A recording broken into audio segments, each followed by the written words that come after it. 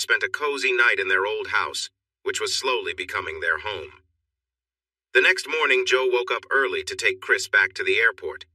Although he would miss his classes that day, his professors knew and had given him a chance to make up for it later. He made it to work on time, went to his martial arts class, and called Joe FaceTime when he got back home. On December 4th, he received a flood of texts and social media messages from family and friends wishing him a happy birthday. He was finishing class and starting to reply when Joe's FaceTime request came in. The upset look on her face was surprising. "Good morning, honey," he said cheerfully. "Don't good morning me, you did this on purpose," she replied, clearly annoyed. "What?" he asked, playing innocent. "You didn't tell me it was your birthday. If Donna hadn't asked what I got you, I would never have known. I'm really upset. You do so much for me, but I didn't even have a chance to get you a birthday gift because you never told me when it was." Chris chuckled. "You already gave me the best gift of my life when you said you'd marry me. I don't want you spending your money on something for me. I've got you." Her tone softened, but she insisted. "You should have told me. How have we been together this long and I didn't know your birthday?" "Maybe because you never asked," he replied with a teasing smile. She fell silent for a moment. "Now I feel awful, like I've been selfish. All our jokes about age, and I didn't even know when you were born. I feel so foolish." "Now that you know I'm 26, are you going to give the ring back? Am I too old for you?" "Ha! You're not getting rid of me that easily. Besides, I'll be 19 in 2 weeks, so the age difference stays the same. I hate to cut this short, but I have to get to work. Can we FaceTime earlier tonight? I can skip my workout if you call me at 7. Does that work for you?" She agreed, told him she really loved him even if she felt bad, and he reminded her that she was perfect and shouldn't say anything negative about herself.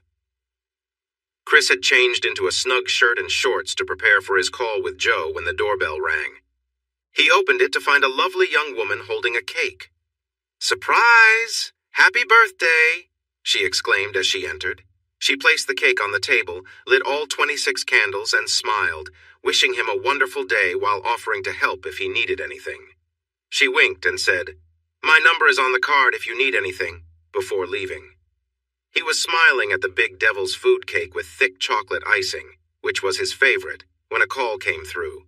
He thought he might get a flirty message, but when he answered, he saw his sister Kate and Joe on the screen. He felt relieved he wasn't in an embarrassing situation. The 3 girls sang a lively version of "Happy Birthday to You," and then Donna told him to blow out the candles. He did so in one breath, and after they cheered, he thanked them for the surprise. They chatted happily for about half an hour, and then Joe took the phone to another room for a more private talk. "I'm not buying you a gift since you told me not to, but I promise you'll get something special from me at Christmas. Now get ready for a little show before we dive into a serious chat." Life returned to normal class, job, workouts, calls with Joe, and bedtime. She brought something new by texting him multiple times a day. Nothing big, just sweet messages, funny pictures, or memes, but each note made him think of her. He started sending things her way, too, and she always replied right away, making him eager for each notification. This was their routine for the next few weeks. Chris wasn't scheduled to return until December 20th, when the workers had time off until January 5th. He didn't mention her birthday at all, making her feel a little let down, though she knew he would surprise her later when he got back. All her classes had finished for the week, so she was relaxing at home in her pajamas, watching a morning show and eating cereal. When she heard a car in the parking area, she frowned and got up to look out the window. It was a car she didn't recognize, so she hurried to check that all the locks were secure and peeked out again.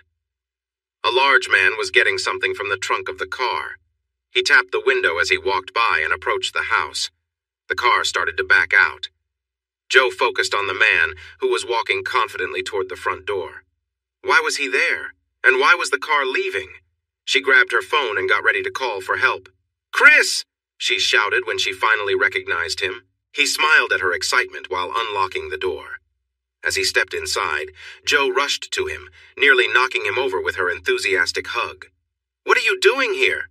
she exclaimed. "Happy birthday to you. Happy birthday to you. Happy birthday, dear Amy Jo. Happy birthday to you," he sang, wrapping his arms around her. "You came back for my birthday? Oh, Chris, I love you so much. Thank you. I thought you had forgotten." "You're joking. Would I ever forget the most special day of my life? Forget the day I met my lovely girl from the Ouachita? Forget the birthday of my fiancé? No way will I ever forget that day and night. Happy 19th birthday, my dear. Oh, Chris, I love you so much. Now let's get you all set up and I'll take you shopping for the perfect present to go with your gift from me. After that, we can go eat somewhere nice. But how will I know the perfect present if I don't know what your gift is? She asked. After you get ready, I'll show you your gift. It doesn't match your cozy pajamas. She finally let go of the wall, grabbed his hand, and pulled him upstairs, her golden hair bouncing as she giggled. She rushed into the bathroom. He sat on the bed, imagining her reaction to the gift he held. She came back in less than 30 minutes, looking beautiful in a black skirt and a white blouse. Does it match this? She asked with a smile. He whistled, pulled a nicely wrapped box from behind him, and handed it to her. She squealed with joy, hopped around and tore off the wrapping. The box had a name on it that she didn't recognize, but it looked like a jewelry box to her. She paused, looked at Chris, and then opened the lid. She gasped and looked back at him. Chris, is this what I think it is? She asked with excitement in her voice. If you think it's a necklace and matching earrings with your birthstone, then yes, it is, he replied. I thought this was a giant ruby. With diamonds, she exclaimed. That is your birthstone, but it's not giant. The teardrop ruby in the necklace is a ½ carat, and the ones in the earrings are a ¼ carat. Try them on. She lifted the necklace from the box, held it over her hand, and asked, Is the metal silver? It kind of looks like it, but not really. No, it's white gold. Here, let me help you put it around your neck, and you can wear the earrings as we go find the perfect dress or whatever you want. Wow, it looks great with this blouse. She hung the earrings and walked to the large mirror in the living room. Oh, Chris, this is too much. In the past, I got a new pair of shoes, or maybe some cute socks. This is just amazing. Actually, it's 2 birthday presents since I didn't get you one last year. Besides, the necklace and earrings aren't as amazing as the beauty wearing them. They hurried down the stairs and out to the garage, ignoring the chilly wind. Surprisingly, she found a white dress with ruby red trim at the second store they visited. The sales clerk admired her earrings and necklace, then praised the dress that complemented her jewelry beautifully. Chris felt the outfit she wore drew a bit too much attention, but he noticed it made her feel confident, so he said nothing. They went out for an early dinner at a cozy Italian restaurant and then started heading home. Joe leaned into him, resting comfortably, but he soon realized she had more on her mind than just a simple cuddle. At one point, he had to gently move her from his lap to keep focus on driving safely through the busy traffic. As they got closer to home, Joe cheerfully said, "No more traffic ahead." She began playfully teasing him, hinting at wanting to try something new. With a playful tone, Chris asked, "Did you pick this up from one of your online videos?" She laughed and said, "I'll show you when we get home." As soon as they reached their street, Joe started her little demonstration, making Chris smile. He parked the car in the garage and relaxed for a few minutes, letting her do her thing while they shared an intimate moment. After a bit, Chris suggested, "How about we try something else now?" With a playful grin, they both adjusted their positions to make themselves more comfortable. Joe moved closer to him and they shared some kisses, enjoying each other's company. The atmosphere was filled with warmth and affection as they embraced. The rest of the evening was a mix of laughter and closeness, and afterward, Joe nestled against him, feeling content. As they caught their breath, Joe whispered, "That was the first time we've been so close like that in the car." Chris smiled, feeling just as content as they enjoyed the peaceful moment together. "I like this. We should try it in the truck too, and in the old car in the barn." When they finally got dressed and headed to the house, Chris was amazed by the lovely vintage Christmas decorations and warm amber lights the girls had put around the porches, windows, and doors. He couldn't believe he hadn't noticed all this when he first arrived. Even more surprising, there was an 8-foot tree set near the window between the living and dining rooms, covered in tinsel, ornaments, vintage amber lights, and a shiny star. The decorations matched the time when the house was built, and there were other pretty decorations carefully placed throughout the dining and living rooms, above the fireplace and along the staircase. "How did I miss all this? I must be clueless," Or maybe I was just focused on my beautiful fiancé. Either way, I'm embarrassed but really impressed. These decorations are amazing. Joe felt proud when she heard his reaction, and even more when he praised their choices and the way they had arranged everything. She shared how they had researched Christmas traditions from the early 1900s and how they found the different pieces online. She sheepishly mentioned using the travel card he gave her, but she believed these were decorations they could cherish forever. He kissed her forehead, nose, and lips, telling her they were perfect, no matter the cost. She smiled brightly. Donna was in Nashville and Kate was in Seattle, so they had the whole house to themselves for 3 entire days.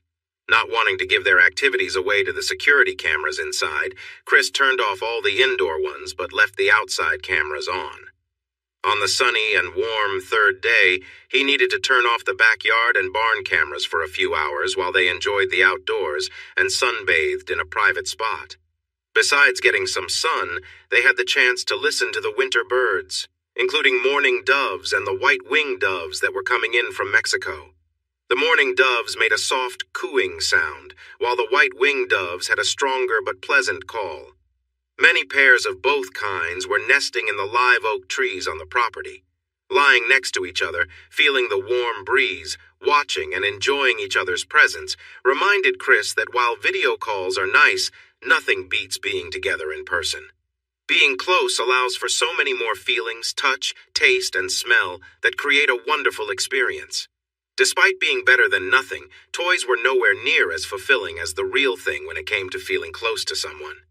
Being apart for 3 weeks since Thanksgiving made them eager to be together again, and they fully enjoyed their 5 days alone. They lived on each other's company and the food Joe had, not leaving the house until Mom, Dad, Diane, and Donna arrived at noon on the 23rd. They brought a car full of presents to add to the pile already under the tree set up by Donna, Kate, and Joe. Chris had bought so many gifts in Colorado that he had them shipped to Fort Worth. They arrived in the afternoon and filled up the living room with gifts surrounding the tree. It promised to be a delightful and generous gift exchange. Joe felt a bit shy seeing so many gifts with her name on them, more than all the presents she had ever received before combined. That evening, they went to an early church service at Trinity Episcopal Church, where the Alexanders heard Joe sing carols for the first time. They were not surprised when the music director and the priest asked her to join the choir as they were leaving. After church, they attended the Beck's Christmas Eve party for fun and dancing, then returned to Chris's place to open just one present. Chris suggested that everyone open their gifts from him at the same time and he would do the same. They joked and then agreed. "Oh my gosh, a Jungle Print ski suit!"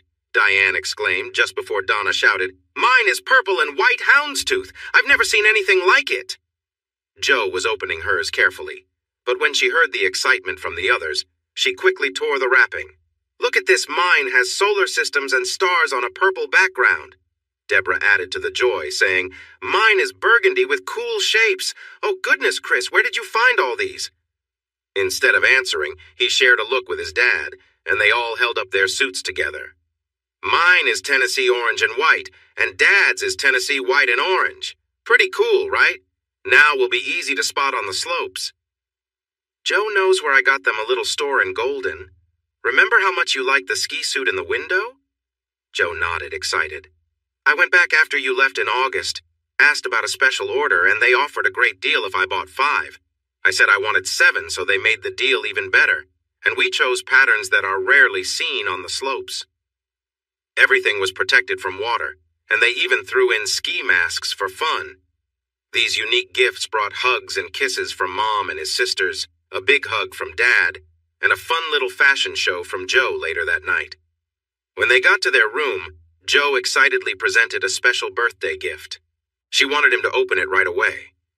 At first, he was puzzled by the colorful set of 5 silk boxers that were clearly for him. But then he noticed the 3 cute pairs of underwear and 2 matching sets, which left him confused. She insisted that he try on all 5 pairs, matching them one by one, and slowly, he began to understand. The next morning, they excitedly dug into their pile of presents. By the end of it all, everyone had lots of nice winter clothes, perfect for skiing and enjoying life in Park City. Joe received her own skis, poles, and boots. The ladies got lovely jewelry, while Chris and Dan received new bird hunting gear. The other gifts for Kate, her parents, and the Beck family would go with them to Utah on the 26th. Beck Construction's private jet took them to a special terminal at Salt Lake City Airport, and the Beck family picked them up in an SUV they kept at the ski lodge. They stuffed their luggage and gifts in the back and squeezed together for the 45-minute drive up the mountain. At the Beck's home, Kate and her parents, Stephanie and Ed, were waiting. They exchanged warm greetings, sharing hugs and kisses. Chris received a big hug from both Kate and Stephanie. However, when Kate excitedly unwrapped her ski suit in TCU purple, Joe looked a bit unhappy. They woke up early to enjoy a traditional Southern breakfast prepared by a cook the Becks hired for the holiday, then hit the slopes when they opened at 9. They enjoyed lunch at the Ellisons' place, right by the slopes, then skied again until the trails closed. The bright ski suits helped them spot each other, even if there were many young men around helping the girls near the lifts. That evening they had dinner and danced in Park City, but returned to the lodge by 11. This routine continued from the 27th through the 30th. The women took the last afternoon to go shopping, letting the three men try some challenging ski trails that the women were not keen on. They skied the morning of the 31st, but spent their afternoon getting ready to celebrate the arrival of 2020 at a busy club. For the first time, Joe appeared a bit shy when they entered the lively place. "What's wrong?" Chris asked, leaning close so she could hear over the noise and music. "It reminds me of the place Kate's cousin took us. It's different, but the crowd and the noise are similar." "It's okay.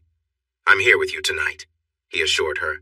"Please don't leave me alone," she begged. She seemed shy, which made him think she had her own struggles to face. "Have you started seeing the counselor?" he asked gently. "No, Donna, Kate, and I have been too busy with exams. We plan to start in January after you go back to Colorado." Kate, Donna, and Diane wore bright dresses that caught the eyes of many. Joe had on a jumpsuit, and even though she was sitting close to Chris, several young men asked her to dance. She politely said no to all except her fiancé. He happily joined her on the dance floor, bouncing to the fast songs and holding her close during the slow ones. They left their drinks untouched as they enjoyed each other's company. Sandy, Deborah, and Stephanie also wore bold outfits that attracted attention from older men. Many stopped by the table to chat. Both sets of parents and the Becks spent a lot of time dancing, but someone always stayed back to keep an eye on the drinks. It might have been too much, but it made the girls and their dads happy. Chris watched over his sisters and Kate, who came to dance near him during some classic rock songs, but enjoyed dancing with others too. When the band took a break, they talked about whether to celebrate the new year there or watch the fireworks at the Ellisons' deck. They decided to dance until 11:20, then head to the Ellisons. When the band came back, Diane interrupted Joe's plan to pull Chris back out for another song. "No way! You've had the best dancer all night! I want my turn before we leave!" She took Chris's hand and led him to the dance floor. Chris was a good dancer, but he admired how well his sisters and Joe moved to the music. Next, he danced with Donna, then his mom joined him for a waltz. Kate took him back to the floor just as the band started playing Imagine by John Lennon.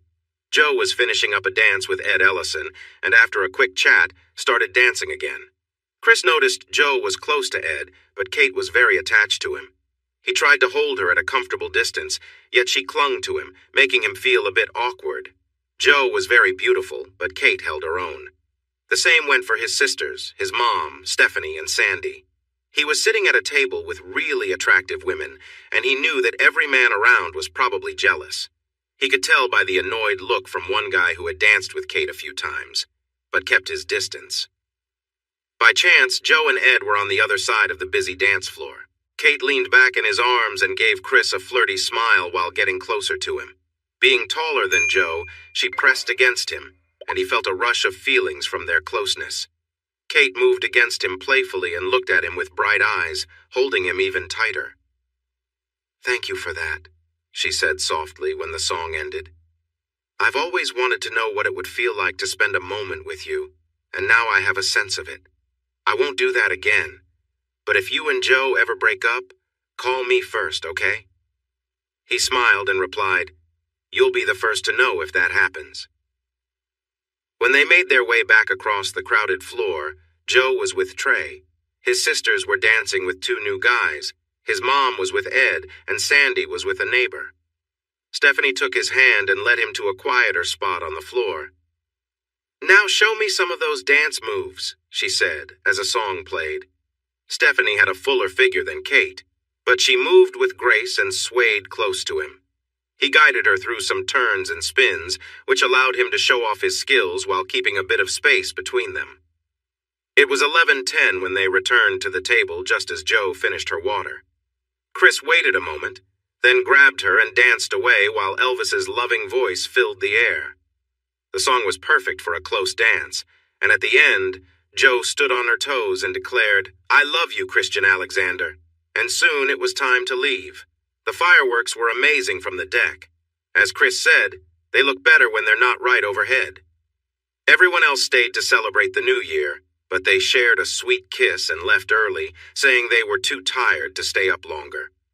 Chris used his app to call an Uber driver who was waiting nearby until he saw Joe. He stepped out quickly, greeted everyone, opened the back door, and rushed back to his seat. Chris repeated the address just to make sure. He adjusted the mirror slightly so he could see Joe better and began to drive.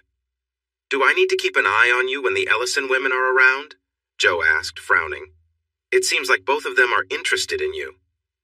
"Should I watch Ed then? He definitely seems to notice you," he replied. Joe giggled. "Maybe you should. He was polite, but he made an effort, and it was clear he thought I was attractive. At least he wasn't too forward like his daughter was with you. She promised not to do that again, but she made me promise to call her if you ever break up with me," he joked. "Then she won't be getting a call," Joe said as she moved a little closer to him. "Right now, I'm worried about our driver," Chris whispered to her. "He looks like he's really interested in you."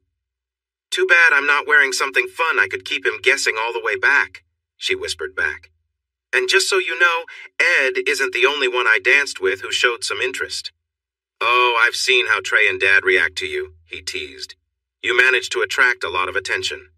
And yet, my heart is set on only one," she whispered playfully. The next morning, their excitement about having the house to themselves led to playful teasing at breakfast. "Too tired," was what you said when you left before everyone else. "Too tired to carry these?" Donna teased, holding a small pair of Joe's underwear in front of her. Joe, acting innocent, tilted her head and said, "I don't recognize those. Maybe someone dropped them while doing laundry."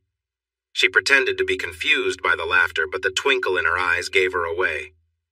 Deborah joined in by holding up a large sock, asking, "What about this size 14 sock?" Chris simply hugged Joe and replied, "I took off my boots to keep the carpet clean. I must have dropped my sock on my way upstairs after we had a long night." "Now that we've settled that, where's breakfast?"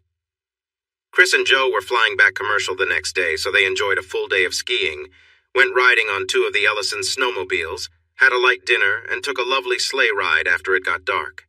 It was a clear, cold winter night, with a thin crescent moon and countless stars shining above. They cuddled under a blanket provided by the driver, quietly appreciating the feel of a horse pulling a sleigh through tall trees on a soft layer of sparkling snow. Their flight on the 2nd took off just after 10, so they woke up early. Chris was trying to arrange a ride to SLC when Dan and Trey came by. "We're driving you right after we have a good breakfast. There won't be any lines today, visitors won't leave until the 4th or 5th, and business travelers won't go until Sunday or Monday. We'll get you there by 8:30, which is plenty of time," Trey assured him. They had time for breakfast, shared hugs and goodbyes, and wished each other safe travels. There were no lines at the TSA checkpoint. The plane had plenty of seats available, and the flight was calm. Both managed to sleep. They landed and got into their lift at 12:50, with Chris using the keypad to open the gate at 1:30. By 1:37, they were relaxing at home and stayed that way until hunger finally hit them around 7:30 that evening. They put on robes, ate microwave meals, and hurried back upstairs, leaving their robes behind at the top of the stairs. After a cozy moment together, they lay facing each other when Chris casually asked, "So when are we thinking about getting married?" Joe blinked, looking a bit surprised, and looked away. "What do you mean? We haven't picked a date yet." "Then what are you, my mom, Sandy Beck, and my sisters planning for July, my birthday party?" Chris, honey, we aren't really making plans right now, but your mom says it takes a lot of time to plan a wedding, so we've been doing a bit of early planning. And that planning group thinks July would be good? Well, you'd be done with classes, and Trey says you can have 2 weeks off after that, so it's probably the best time. But we weren't going to go further without a set date, I promise. Joe, promise me my bossy, sneaky mom isn't pushing you into this or trying to manipulate you. Sigh. Not really. I mean, I would marry you in front of a judge tomorrow, or we could even fly to Las Vegas and have a fun ceremony if you wanted. I don't need a big wedding, I just want to be your wife. But she makes a big church wedding sound so lovely. It's nice to picture myself as Cinderella. As beautiful as you looked in your fancy dress, I think you'll make Cinderella look plain. Oh, honey, you're so sweet. Let me show you how much I care for you, she said as she gently kissed him. Even though Chris said he wanted to stay bare for the day, they ended up getting dressed the next morning. They enjoyed coffee and breakfast together before heading outside to discuss their plans. The greenhouse should go here by the barn where there's electricity, he suggested. But it would look nicer and be protected from the north wind if we put it over here, she replied. You're right. Should we move the garden too, or keep it where it is and expand later? Let's wait to expand until you move in full time. I did my best to keep the garden watered and picked while you were away last summer. They continued planning together, deciding where to plant the primrose jasmine for more privacy, where to put flower beds, and which flowers to choose. Finally, they tackled the big question Chris had in mind, whether to pave a space for a covered outdoor kitchen that included a grill and a refrigerator along with his barbecue pit. She seemed unsure, so he explained his idea in detail and asked for her input on designing the kitchen. You've thought about this for a while, haven't you? She asked a bit suspiciously. Honestly, I want a gazebo with a hot tub nearby. It could have shutters to keep warm air in so we could use it all year right here in this empty spot, he said, pointing to a spot close to the house. So you've really been planning this, haven't you? Chris said playfully. Are you thinking about using the hot tub freely? If so, count me in. Anything else you'd like, Princess Joe? He added with a smile. She twirled a strand of hair around her finger and smiled back, saying, Well, I dream of a swimming pool next to the gazebo, but not until we're living here full time. It'll be casual unless Kate or her mom come to visit. And when my family comes to town, he added mockingly. Before they knew it, Sunday afternoon had arrived, and Chris had to go. They had accomplished a lot in 3 days, planning the layout for the kitchen and gazebo, and sketching out ideas for a pool for later. They even enjoyed a movie and some dancing nearby. They felt inseparable until they had to part ways due to their other responsibilities. He tried to convince Joe to spend the week with him in Denver before classes started again, but she was busy with an online class and believed she could finish most of it before school resumed. But not if she was distracted by him all day and night. Besides, to be honest, she could use a break from his energy and her own. Classes hadn't started again, so Chris went to work at 8. He wanted to be there when the team arrived at the job site. The project manager had a coffee truck ready, so the first hour was spent enjoying coffee, chatting, and planning for the week. No big storms were expected. They had a full team, and all needed supplies were available, so the beginning of 2020 looked promising. Chris enjoyed the diverse programming and calm news on the local NPR station. He kept it tuned in while driving around town. His days were busy with longer work hours, workouts, and quality video chats with Joe from 9 to 10 each night. On January 9th, he left the gym after an intense martial arts session and headed home. An interesting talk was happening among some medical scientists and the host about a new pneumonia-like infection reported by the WHO in Wuhan, China. They discussed whether this new illness was a type of pneumonia, a new strain of flu, or a new kind of virus. The host asked if people in America should worry since the cases were limited to Wuhan province. The scientists explained how such diseases spread from person to person, and they acknowledged that with global travel, it would likely reach other places soon. The big question was, how dangerous is it? No one had an answer. Chris was passionate about engineering, but history was his favorite subject in high school and college. He was knowledgeable about past worldwide epidemics, including the severe H1N1 flu pandemic of 1918, sometimes wrongly called the Spanish flu. The first case was actually reported in Kansas, but soon about one-third of the Earth's population was affected, and somewhere between 50–100 million people died. That was a huge loss for the world's population at that time. The Spanish flu wasn't as deadly as the bubonic plague from the 1340s, but neither of those pandemics occurred in a world as crowded and connected as it was in 2020. He felt a little worried and promised to stay updated on this new illness. Classes resumed, and he returned to his regular school and workout routine, keeping his evenings after 9 free for Joe. They loved their video chats, but longed to be together. Chris requested a week off in March to match the CU and TCU spring breaks the week of March 9th, planning to surprise her with a weekend trip for Valentine's Day. News about the new coronavirus found in Wuhan started to appear in mainstream media, and the CDC closed some airports to international arrivals after cases were reported in Japan and Taiwan as well. On January 21st, the first confirmed case appeared in the United States.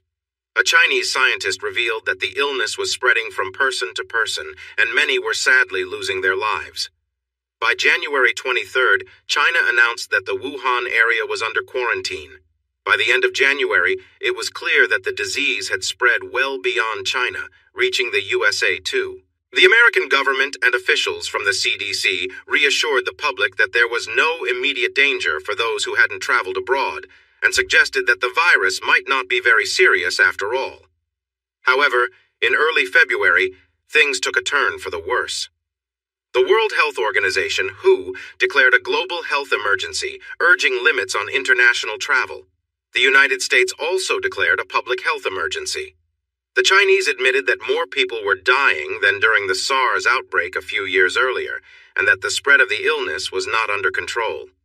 By late February, the U.S. warned that we were approaching a pandemic, and a cruise ship returned with several infected passengers.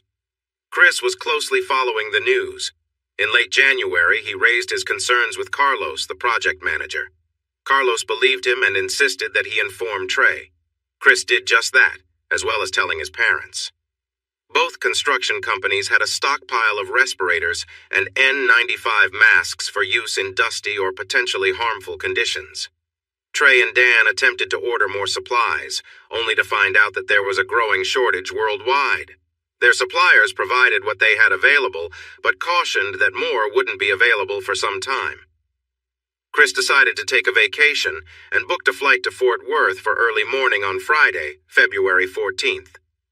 By 10:30 that morning, he was in an Uber heading to the airport, carrying a box of Swiss chocolates and a pair of diamond earrings for Joe, as his mom suggested she would appreciate them. He had arranged for flowers to be delivered earlier that morning, and he saw a picture of them when he turned his phone back on at the airport. When Joe didn't return an hour after her classes ended, Chris sent her a message with a heart, asking what she was doing.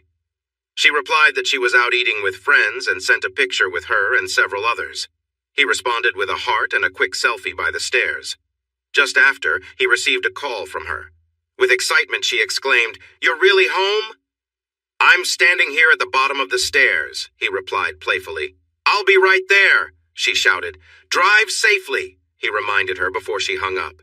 She arrived safely but seemed a bit let down when she saw he was dressed, holding the box of chocolates and a wrapped gift. Chris presented the gifts, but she ignored them in favor of hugging him tightly and pulling him toward the stairs. "We can open gifts later. You promised me something fun, and I want it now." Her little dress was on the chair before he could take off his pants, so she quickly took off his shirt, pushed him down on the bed, and crawled on top of him excitedly. She leaned closer, and they shared a passionate kiss. What followed was a good while spent with each other, filled with affection and closeness. Then a little time resting together, and more loving moments afterward. Feeling a bit tired, they chatted for a while, enjoyed some playful time in the shower until the water turned cool, and then got dressed. She seemed to want more of his attention than ever, and he found himself feeling a strong connection with her, unlike anything he had experienced before. "Finally!" Donna exclaimed as they started down the stairs. She and Kate were waiting at the bottom with eager looks on their faces. "I thought I wouldn't get to see my big brother today. Joe, you need to share him with your friends." Joe replied playfully, "I've missed my fiancé for 6 weeks. I'll let you both have a few moments with him, but he will be back upstairs with me soon." Chris was greeted with warm, tight hugs and kisses from both his sister and Kate, who were really happy to see him. "Joe left her gifts on the chair," he said, a bit disappointed. "I don't think she liked them that much, but I have something for both of you in the drawer of that little table. Maybe you'll like yours better." They squealed with excitement and rushed to the table. Joe had her hands on her hips. "I didn't say I didn't like them. I just had other things on my mind. If you want to give them to me now, go get them." He chuckled and waited for the girls to grab their gifts from the drawer. "Joe, you have one too!" Kate exclaimed. They stood close together to open their boxes at the same time. The personalized anklets with their names in beautiful writing caught their attention, and they started squealing in delight when they realized what they were. He received cheerful hugs from both girls and a special embrace from his fiancée. "I'll give you the other gifts after dinner," he whispered. She hugged him even tighter, and he smiled. "I have dinner reserved for 4.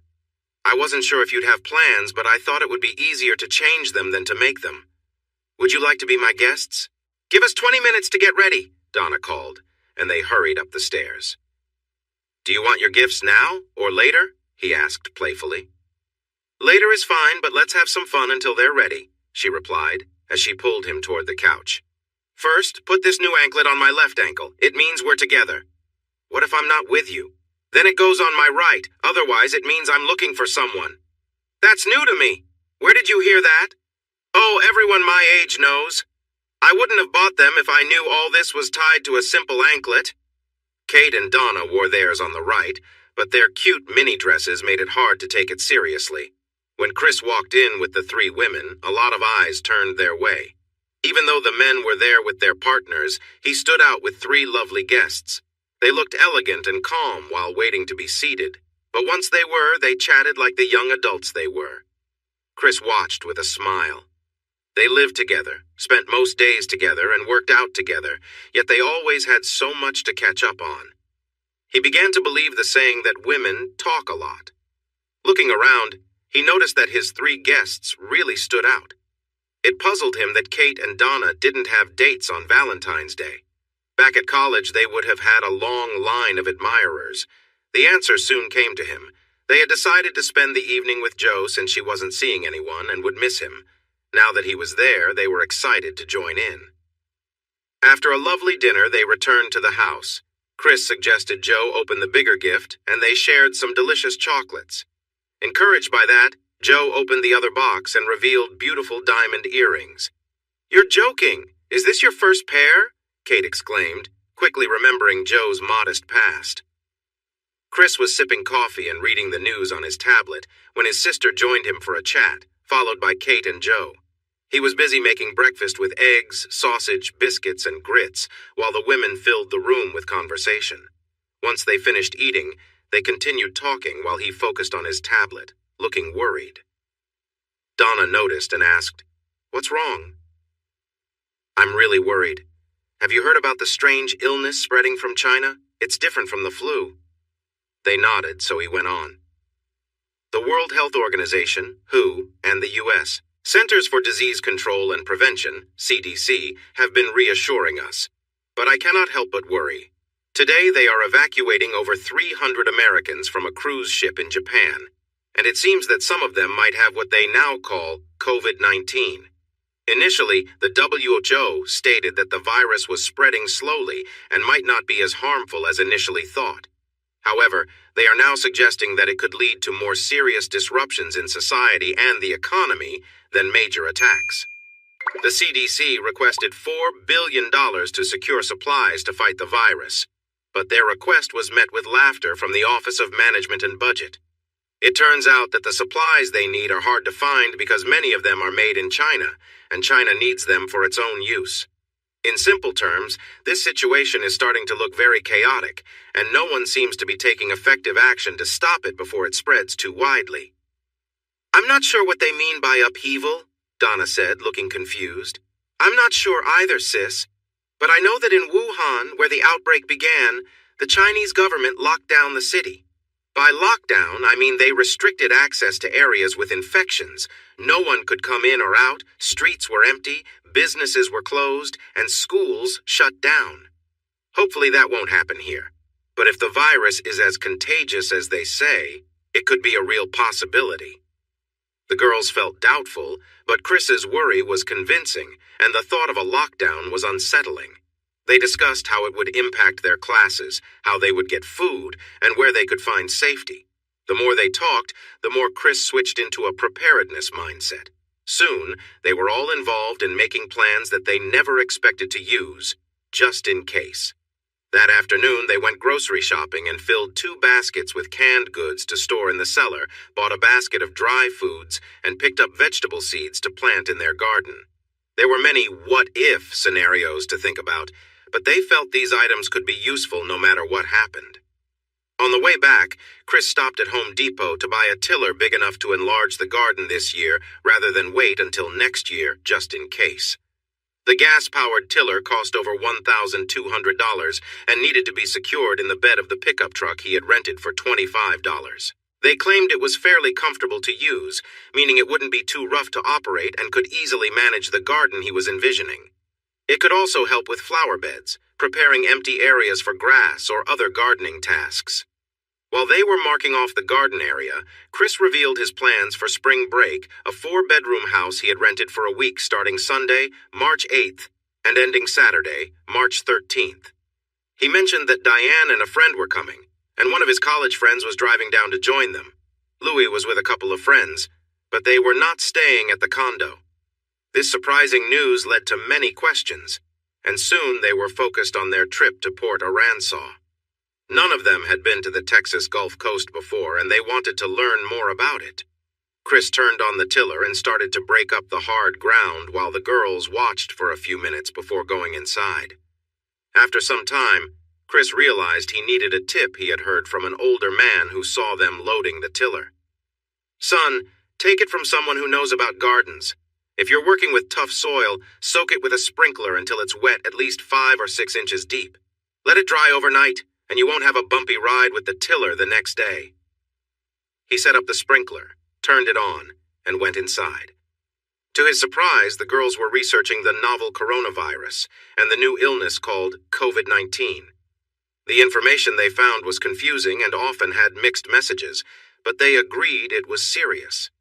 They then went back to planning their spring break on the Texas coast. They learned about Mustang Island, Port Aransas, and nearby Corpus Christi, and made plans for their beach trip, logistics, and what to wear. His flight to Denver was not until 4 p.m., so Chris began working on the garden early Sunday morning. He did not finish in time for church, so he sent the girls to Mass and asked them to bring back some fried chicken or barbecue for lunch. They returned with both, so he could take some Texas BBQ with him. He almost missed his plane, but he managed to get the ground ready for planting. They planted cold-tolerant vegetables like lettuce, spinach, onions, and potatoes. The girls agreed to water the plants like tomatoes, cucumbers, and peppers that were kept in a warm part of the barn. They would plant beans, squash, okra, and corn when the temperature warmed up and the risk of a freeze passed. Happy with what he had accomplished at home, Joe hurried him off to the airport for his flight to Denver. During their nightly video chat, Chris couldn't help but recall their time together. She teasingly asked, "What do you mean?" "Oh, it's all clear in my mind. You sent the girls to the movies, and as soon as they left, you called me to come over. I remember looking up at the stairs and seeing you.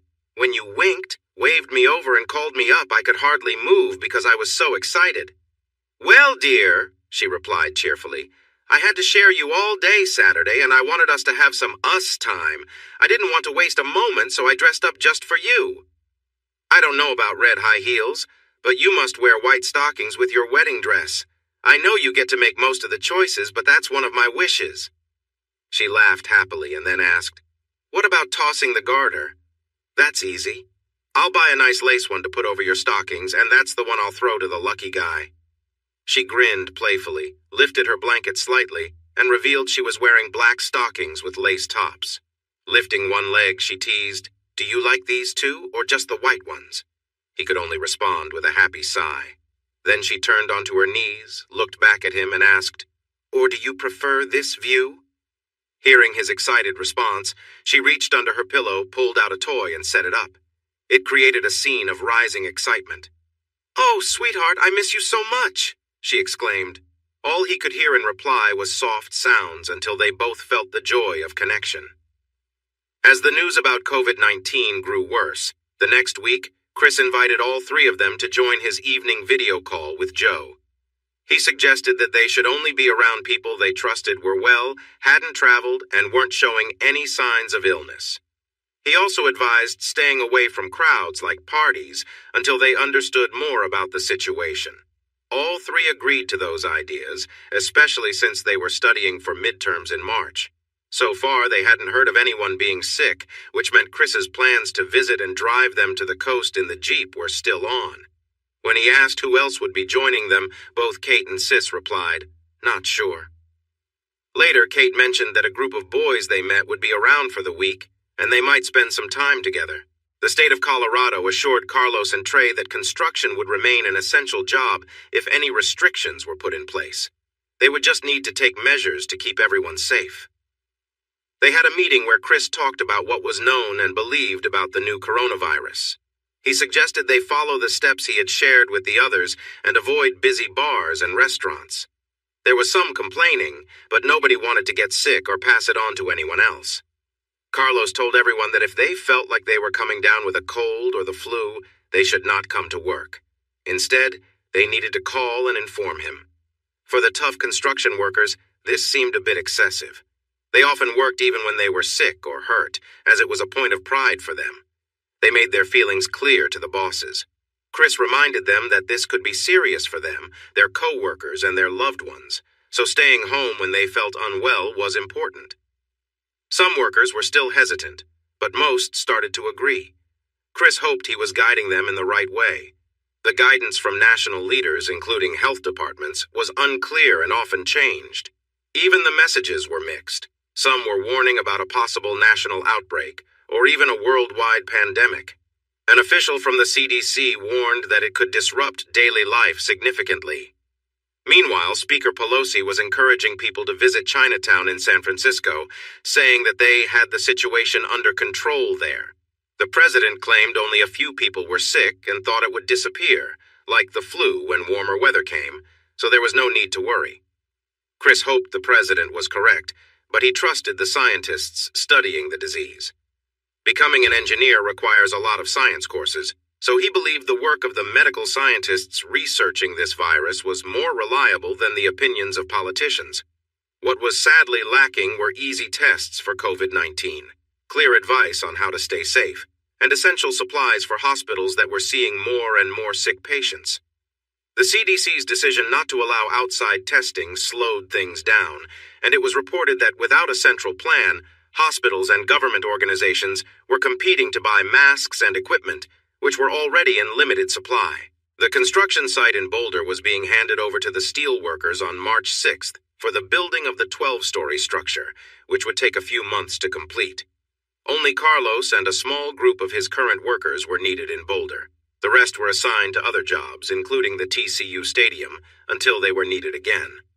The CU interns would stay at the site working under Carlos's guidance, and Chris would come back after spring break. Chris and the others were done for the day by noon on Friday, March 6th.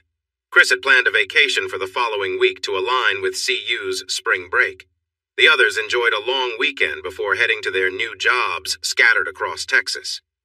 Beck was covering their travel costs, paying for flight tickets or giving mileage to those driving home. Chris took a flight home, leaving his pickup at the apartment. They were taking the Jeep Wrangler Sahara to the coast, and his friends met him at the airport, excited to see him again and thrilled about the trip. They went straight to his favorite steakhouse for an early dinner, and then stopped by Academy Sports and Outdoors so Chris could buy some new shorts and shirts for the beach. This time, the roommates didn't fall for Joe's attempt to persuade them to go out for the evening, so the four of them enjoyed the warm backyard, worked in the garden, grilled burgers, and had dinner at the picnic table on their new stone patio before nightfall.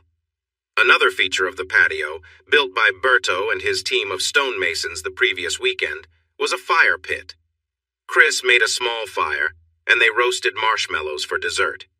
It was getting cool despite the fire, but it was a calm, beautiful moonlit night with the sounds of night birds, so they put on hoodies and kept their conversation going. Just after 8:30, Joe got a phone call. She looked at her phone, showed it to Kate, and sarcastically asked, "What happened now? If they messed up our submission?" She answered the call with, "What's going on now, Andrew?" His response was loud and lengthy. Joe's frustration grew as she listened. "No, we told you we're not helping out again. I'll email our parts to Dr. Anderson and let him know you and Larry are submitting separately." Joe kept listening while Kate quietly explained, "Dr. Anderson put us in a psych work group with them, and we have a project due today. Andrew was supposed to be the team leader, but he and Larry don't do anything. We sent him our parts this morning, and he was supposed to submit it by 5. It sounds like they didn't finish their part again, and Joe warned them about the consequences if they messed up this time. Then send me all 4 parts, I'll fix it and submit." More listening before Joe interrupted. "You two are unbelievable, and don't think I can't hear the noise. Where are you?" "Exactly what I thought. Instead of finishing your parts and submitting everything, you started partying and messed up the merge, expecting us to come to help again." "Stop talking. You're just making it worse. We'll be there in 20 minutes. We need a quiet place, your laptop, and some privacy. If you cause any trouble, I'll call Dr. Anderson right away. Understood?" Joe hung up, turned to explain, but Kate interrupted. "I already told you and we heard you. Blaming it on the merge, huh? Well, the good news is that it should only take a few minutes for 2 focused women, not like 2 people who are not thinking clearly." Chris and Donna offered to help out, but they reassured Joe that they could manage and would be back in about 45 minutes to an hour. "Where is the laptop?" Donna asked. "In Andrew's room in the SIG house," Joe replied. "Call us if you need anything," Chris said as they headed to the Jeep. "We will," they both promised. Once they were gone, Donna moved to the chair beside Chris and in a playful voice said, "Bubby, can you please make me another marshmallow?" Chris laughed. "I remember that little rascal. But aren't you supposed to be sitting on my lap while you ask for those? Or on Dad's lap when you're asking him?" She got up and settled onto his lap, putting on her cutest pout, and said, "Please, Bubby, marshmallow." He hugged her tightly, laughed, and then roasted 2 marshmallows. "Do you want to hold them yourself, baby sister?" "No, Bubby, you're much better at it, and I'm cold, so I'm going to cuddle with you while you cook." She wiggled a bit so he could reach the fire, wrapped her arms around him, and rested her head on his shoulder. "You were such a handful back then, and you still are. But I still love having you as my favorite little sister," he teased. "I always felt safe and happy when you held me like this," she said in her normal voice, "and I still do. Sometimes I get jealous when Joe sits in your lap that used to be my spot." "It was, and it still is if you need a hug. You know I love you too. Now our marshmallows are ready, let's eat." Donna pulled both marshmallows off the skewer and handed one to Chris, then cuddled up to him again. After she finished, she offered her fingers to be cleaned, then playfully wiped some off Chris's. "Yummy! Now let's cuddle more," she said in her cheerful voice, moving closer just like when she was 4 and he was 12.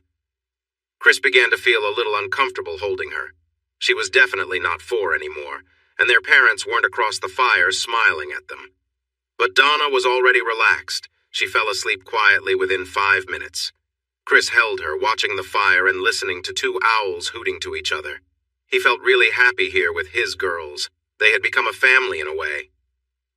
He sat still and calm, thinking about the future. His phone rang. It was Joe's ringtone, their special song. When it played, he quickly picked it up from the table nearby and answered. "I'm switching to FaceTime," Joe said loudly. "I want you to see what's happening. You might need to come help us, but maybe they'll behave if they know you're watching. These guys won't leave us alone in the room where we're trying to work." The phone showed Joe's face, and he could see some young men moving around behind her. He could also hear Kate fussing at someone in the background. A big guy moved behind Joe, put his hands on her shoulders and said, "Feels good, doesn't it? How about you come upstairs with me?" Joe raised her hand with her engagement ring and said, "I already told you I'm engaged. Now take your hands off me before things get ugly." The man continued, ignoring her. "That ring doesn't change what I want. I know you want to have some fun, so let's go to my room." As he reached out, Joe yelled, "Get your hands off me or you'll regret it. Chris is on FaceTime with me right now, and he'll help if I need it. Your friend is far away. He can't save you tonight, the man said, getting closer. Use your training, Chris shouted through the phone right after Joe screamed. He repeated it when he heard Kate yell, "No, leave me alone!" There was a moment of quiet, and he shouted the same thing again. Donna quickly got off his lap and called for a ride. Chris yelled for the girls to take action and added that they'd be safe when he arrived. Meanwhile, Donna had called 911 and urgently reported that girls were in trouble at the SIG house on campus. Then the man made a mistake. He let Joe go and grabbed her phone to yell at Chris. "I'll take care of your girl before you get here!" He continued staring at the phone before suddenly screaming in pain. The phone fell onto a surface facing upward, so Chris could only see the ceiling. He heard at least 2 men shouting in pain and movement around the phone. Someone yelled, "You're going to regret this!"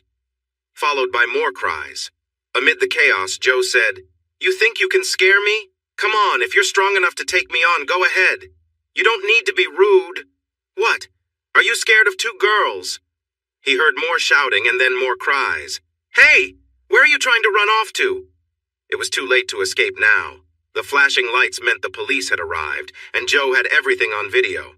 Joe's voice faded away as Chris shouted, "Joe, Kate, are you okay?" Kate's face appeared on the screen. "Chris?" "Yes, Kate. Are you guys all right?" "I am. Joe is chasing them down the stairs. She's really angry. They must be glad the police are here to keep her from getting to them." "What about you?" Chris asked. Kate spoke quickly, making it hard to understand, but he caught some of it. "Larry's finger is broken, and I hope he gets what he deserves. After I dealt with Larry, I went after Jack's friend Otto, who wouldn't stop bothering me, but he ran away when Joe took Jack down with a kick to his knee. Jack was on the floor yelling, so Joe faced Andrew, who started shouting at her. She shouted back, and when he tried to hit her, she dodged, jumped, and kicked him in the face. The rideshare dropped them off at the frat house, where several police cars and an ambulance were parked with their lights on. A crowd of people was gathered, chatting and taking photos. Chris noticed 4 boys in handcuffs on the ground, 1 in the ambulance, and 2 agitated girls waving their arms around while still in cuffs. The police warned people to stay behind the yellow tape, but they saw one of the female officers checking something on her phone while Kate talked to her. The officer called over a man in a suit. He looked at the phone for a while, nodded, and spoke to her and the girls. Soon the handcuffs were taken off, and they were released. They piled into the Jeep and drove home. Still buzzing from the night's events, they excitedly shared stories about the boys' poor actions after finishing their project and sending it to their teacher, along with an explanation of what had happened. Then they acted out their reactions to the bad behaviors, saying things like, "He was standing like this, so I did this." They even watched the video Kate had recorded when things started getting out of hand. Donna, caught up in the excitement, added, "I should have gone too. If I had been there, I would have." Chris chimed in, "So, are you all happy you spent money and time on those self-defense classes?" They agreed that it had been worth it and promised to keep going. Chris playfully looked at Kate before turning to Joe. "And you, little fighter, once you started, you didn't want to stop, did you? Chasing those boys through the house must have been wild."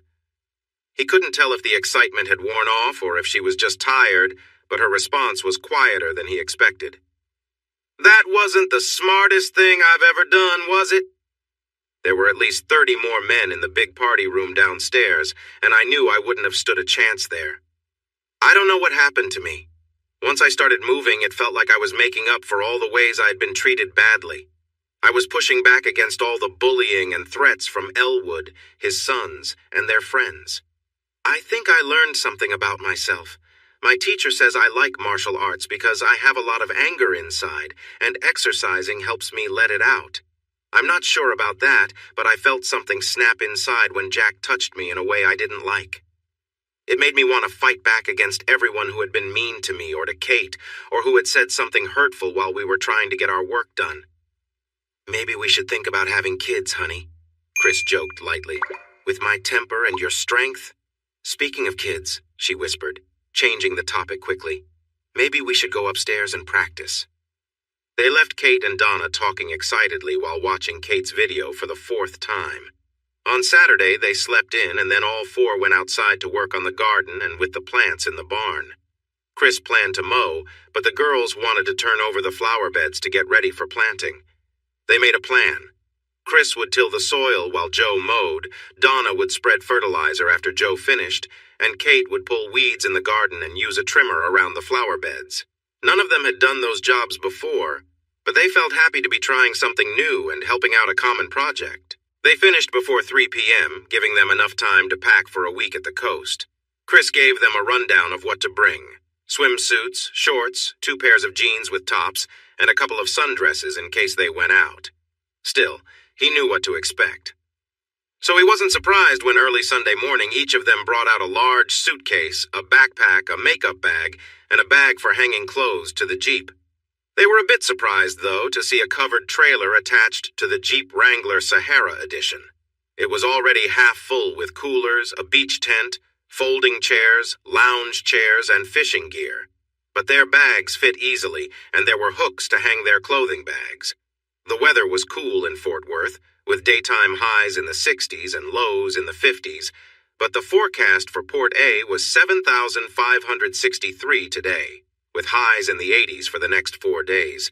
They were all wearing shorts and tank tops, excited about the warm beach, but they also had on light jackets because it was cool in the morning. None of them had traveled on Interstate 35 before, but they had heard stories about heavy traffic, fast cars, and construction that seemed to go on forever. Still, it was the best road to take until they reached Waco, where they could switch to smaller, nicer highways. Just north of Waco, they stopped to buy some tasty Texas pastries known as kolaches and clobas necks. These treats were filled with fruit or sausage and were perfect with large cups of coffee. As they left Waco and drove on US 77, they enjoyed the view of Texas ranches and farms. They passed through towns like Cameron, Milano, Lexington, Giddings, and LaGrange, and stopped in Schulenburg to stretch their legs and grab some soda. There was also locally made jerky for sale, so they tried beef, pork, and turkey jerky for snacks. They continued through more farmland until they reached Victoria, entering the coastal plains region. They caught their first glimpse of the water as they drove toward Aransaw Pass along Copano Bay. Huge wind turbines towered in the sky, looking even bigger as they got closer, standing out amid the fields of cotton and grain. In Aransaw Pass, they crossed the causeway to the Intercoastal Canal and waited for the ferry that would take them to Mustang Island and Port Aransaw. Their car was the first in the middle row of 5. Like everyone else, they got out to enjoy watching the fish swim and the dolphins play near the ferry.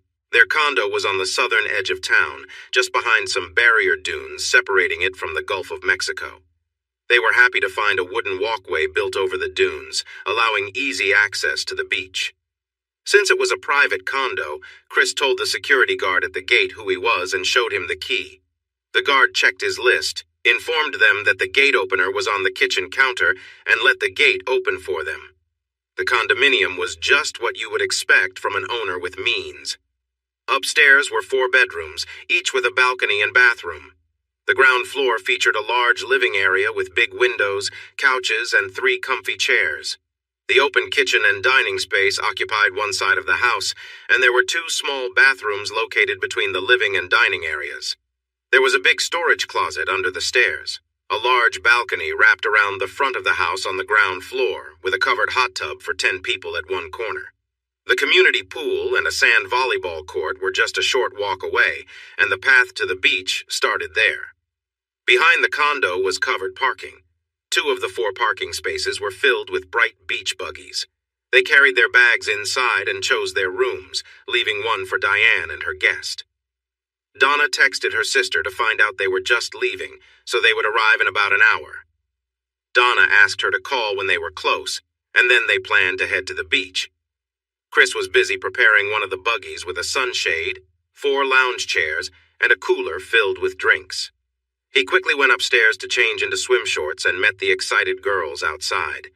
They wore light cover-ups since it was only in the low 70s at 1 p.m., but the sky was clear, the sun felt warm, and a gentle breeze blew. It looked like a perfect day for the beach. Donna drove one buggy with Joe and Kate, while Chris took the one loaded with supplies. They drove out of the gate and headed north to reach the road to the beach, then made their way back down the beach toward the condo. They worked together to set up the blue and white striped sunshade, and Chris unloaded the cooler while the girls arranged the lounge chairs. Suddenly, Chris noticed the girls take off their cover-ups, excitedly putting sunscreen on each other. He was surprised by how lively they looked, but quickly called out for help with his sunscreen. They rushed back and soon had him covered in lotion. Then Kate shouted, "Last one in is a rotten egg!" And they dashed toward the water. Chris hesitated. Though the air was warm at 73 degrees, he knew the water felt just as cool. He picked up 3 large beach towels and walked toward them. The girls dashed into the water, tumbling in as they played. They squealed when they went under and quickly scrambled back to shore, shivering and holding their arms around themselves, clearly feeling the chill. Chris stood a few feet away, holding out the towels. "Want to dry off already?" he asked gently. "I thought you wanted to swim." They each grabbed a towel and began rubbing their skin, trying to warm up while giggling and chattering their teeth. Donna finally shouted, "My God, that's cold!" Chris knew he might get in trouble, but he couldn't help but smile as he watched. After a few seconds, Kate spotted him and yelled, her teeth chattering, "You knew and didn't warn us!" Joe glanced at Chris, seeing the innocent look on his face as he held up his hands in defense, and realized he was guilty. "Throw him in!" she cried, trying to catch him, but he quickly backed away, dodging their attempts to corner him. After a few minutes of playful chasing, Chris ran a few steps down the beach and suggested, "Toss your wet towels on the loungers, and let's jog to warm up. I can tell by your shivering the water was a bit chilly." They tossed their towels, but then made another attempt to catch him. Unfortunately for them, Chris was faster and led them on a playful chase down the beach, all of them laughing and calling out threats as they ran. After running for about a mile, Chris slowed down, turned, and jogged backward until they caught up, still laughing and trying to catch him for letting them jump into the cold water without warning. After another stretch, he suddenly darted into the water, diving headfirst into a wave. He emerged, standing on a sandbar, and called out, "Come on in! The water's great!" Just as they were about to yell back, a little boy standing nearby said, "That man is crazy! The water is freezing!" Donna laughed and replied, "You're right, he is crazy." She waved discreetly in Chris's direction before turning back to the group. Chris splashed around for a bit before swimming back toward them. "Why aren't you all swimming?" he asked, grinning. "Isn't this what the beach is for?" They all gave him disapproving looks, and once the boy wandered off, they playfully signaled their frustration. Chris, undeterred, ran out of the water toward them, arms wide, announcing, "Looks like I'll have to catch you and toss you in." The group scattered in different directions, shrieking as they ran for the cabana. Kate, being closest to the water, was the first one Chris caught. She kicked and struggled playfully as he carried her back toward the water. Laughing, she tried to wriggle free before he could toss her in. They continued their playful antics, the group sharing a light-hearted moment full of laughter as the day at the beach carried on. "What would your fiancé say?" Kate teased. He started to look around, but she reassured him, "Relax, they're all back at camp. You can look, touch, or kiss, whatever you want." She playfully pressed closer to him. Chris smiled but shook his head. "You're a real temptation, Kate, but I'm not that kind of guy." "I know," she said with a grin. "That's why I can tease you so easily." With that, she adjusted her top, and he helped her down into the shallow water by the shore. "It's not as cold now," she said softly. "Maybe it's because you're warming me up." Chris glanced over his shoulder and saw Joe and Donna looking for sunscreen. With a playful tap, he lightly patted Kate on the back. "Behave!" he chuckled. She winked back at him and teased, "I'll give you 10 minutes to make me stop." They both laughed and started heading back to camp. It was a playful moment, but it added to the playful dance they had earlier. Kate had made it clear she was interested, but Chris kept his cool, knowing where he stood. Later, they applied sunscreen more carefully and relaxed on the loungers to soak up some sun. Chris declined their offer to join, saying he was waiting for a call from Diane, his fiancée. Almost as soon as he mentioned it, his phone rang, and it was her. He grabbed the beach buggy, informed the guard, and waited for her arrival. Moments later, his phone rang again. This time it was his college buddy, Wayne, checking on their location. Chris described the camp and hung out until Diane and her friend arrived. Diane's car pulled up and Chris waved, opened the gate, and led them to the condo. After a warm hug, Diane introduced, "This is my boyfriend, Dale. He plays second base for the Commodores." Dale was tall, athletic, and looked every bit the part of a ball player. Chris showed them to their room, gave them the front door code, and then took them down to the beach. Wayne and his group of friends arrived around the same time. They exchanged cheerful greetings, and Wayne reassured Chris, "Don't worry, none of us have any symptoms. We've been cooped up in the car for 2 days, so we're all good." Chris laughed and welcomed them. Diane then caught everyone's attention by removing her cover-up, revealing a swimsuit that was more revealing than the others. She confidently asked Dale to help her apply sunscreen, clearly enjoying the attention. Dale obliged, and although he tried to stay focused, it was obvious he was a little flustered by her presence. The other guys noticed too, except Chris, who quickly looked away and made his way over to his fiancée, offering to help her with some more sunscreen. And with that, the group settled into a day of fun and relaxation at the beach. Her skin was shining with the oily lotion, but she said she was fine, so he started with her feet and worked his way up. Wayne and his friends, Bill and Todd, were enjoying some beer and chatting with Donna, Kate, Diane, and Dale. They were all around Chris's age, single and down in Texas for spring break before heading back to their jobs in St. Louis. They joked about being too old for this, but wanted to have one last fun time together. Their other friend, Barry, was staring at the 4 girls while sipping a big drink from a large cup. When Chris first met Barry, he felt uneasy. Barry was tall and heavy-set, about 6 of 1 inch and 225 pounds, with a noticeable belly to match his big chest and arms. He was going through a divorce and boasted about it, claiming he had many spring breaks ahead of him and was eager to meet new people after being tied down for 2 years. Chris was careful when putting sunscreen on his fiancée. He didn't want to give Barry anything to think about. Barry's gaze was so obvious that it made Joe frown back at him, but it didn't seem to make a difference. After an hour, the girls decided to move their loungers into the shade because the sun was leaving white marks on their skin. Wayne offered everyone a beer from his cooler, but the girls, along with Dale, chose water instead. Chris accepted a beer and Wayne went to grab it from his Tahoe. Barry offered his drink to Joe and said, "I bet these lovely ladies would like a mixed drink. I have bourbon or vodka with Coke or Sprite. What do you say?" All the girls turned him down, with Diane saying they needed water to stay hydrated. He laughed. "You ladies don't get it if you're not drinking. You're not having enough fun." Joe scrunched her nose and replied, "Donna, Kate, and I are still teens, so we can't drink anyway, but I hope you don't think we need drinks to have fun." Kate broke the tension by playing the Beach Boys on her MP3 player. "Surf City! Let's dance!" she shouted, and began moving in the sand. The other 3 girls, Dale and Chris, joined her, and Donna encouraged the guys to join in as well. Everyone except Barry joined in. He drank and watched them dance, adjusting himself in his shorts. He seemed far too proud of himself, which was a bit off-putting. They danced to more Beach Boys songs, paused to drink more water, and then danced again. At 5, Chris excused himself to start a fire for their hamburgers. He asked the other men to help get the cabana ready for the night before they all gathered at the condo at 6. He walked to the boardwalk and headed to the condo. At 5:45, 2 beach buggies and an SUV arrived, and the girls went inside to prepare vegetables for the burgers. The men joined Chris by the grill, and it quickly became clear that Barry had been drinking too much. The more he drank, the louder and more annoying he became. The girls set up the picnic table on the balcony, placing the vegetables and sauces in the middle before joining the men.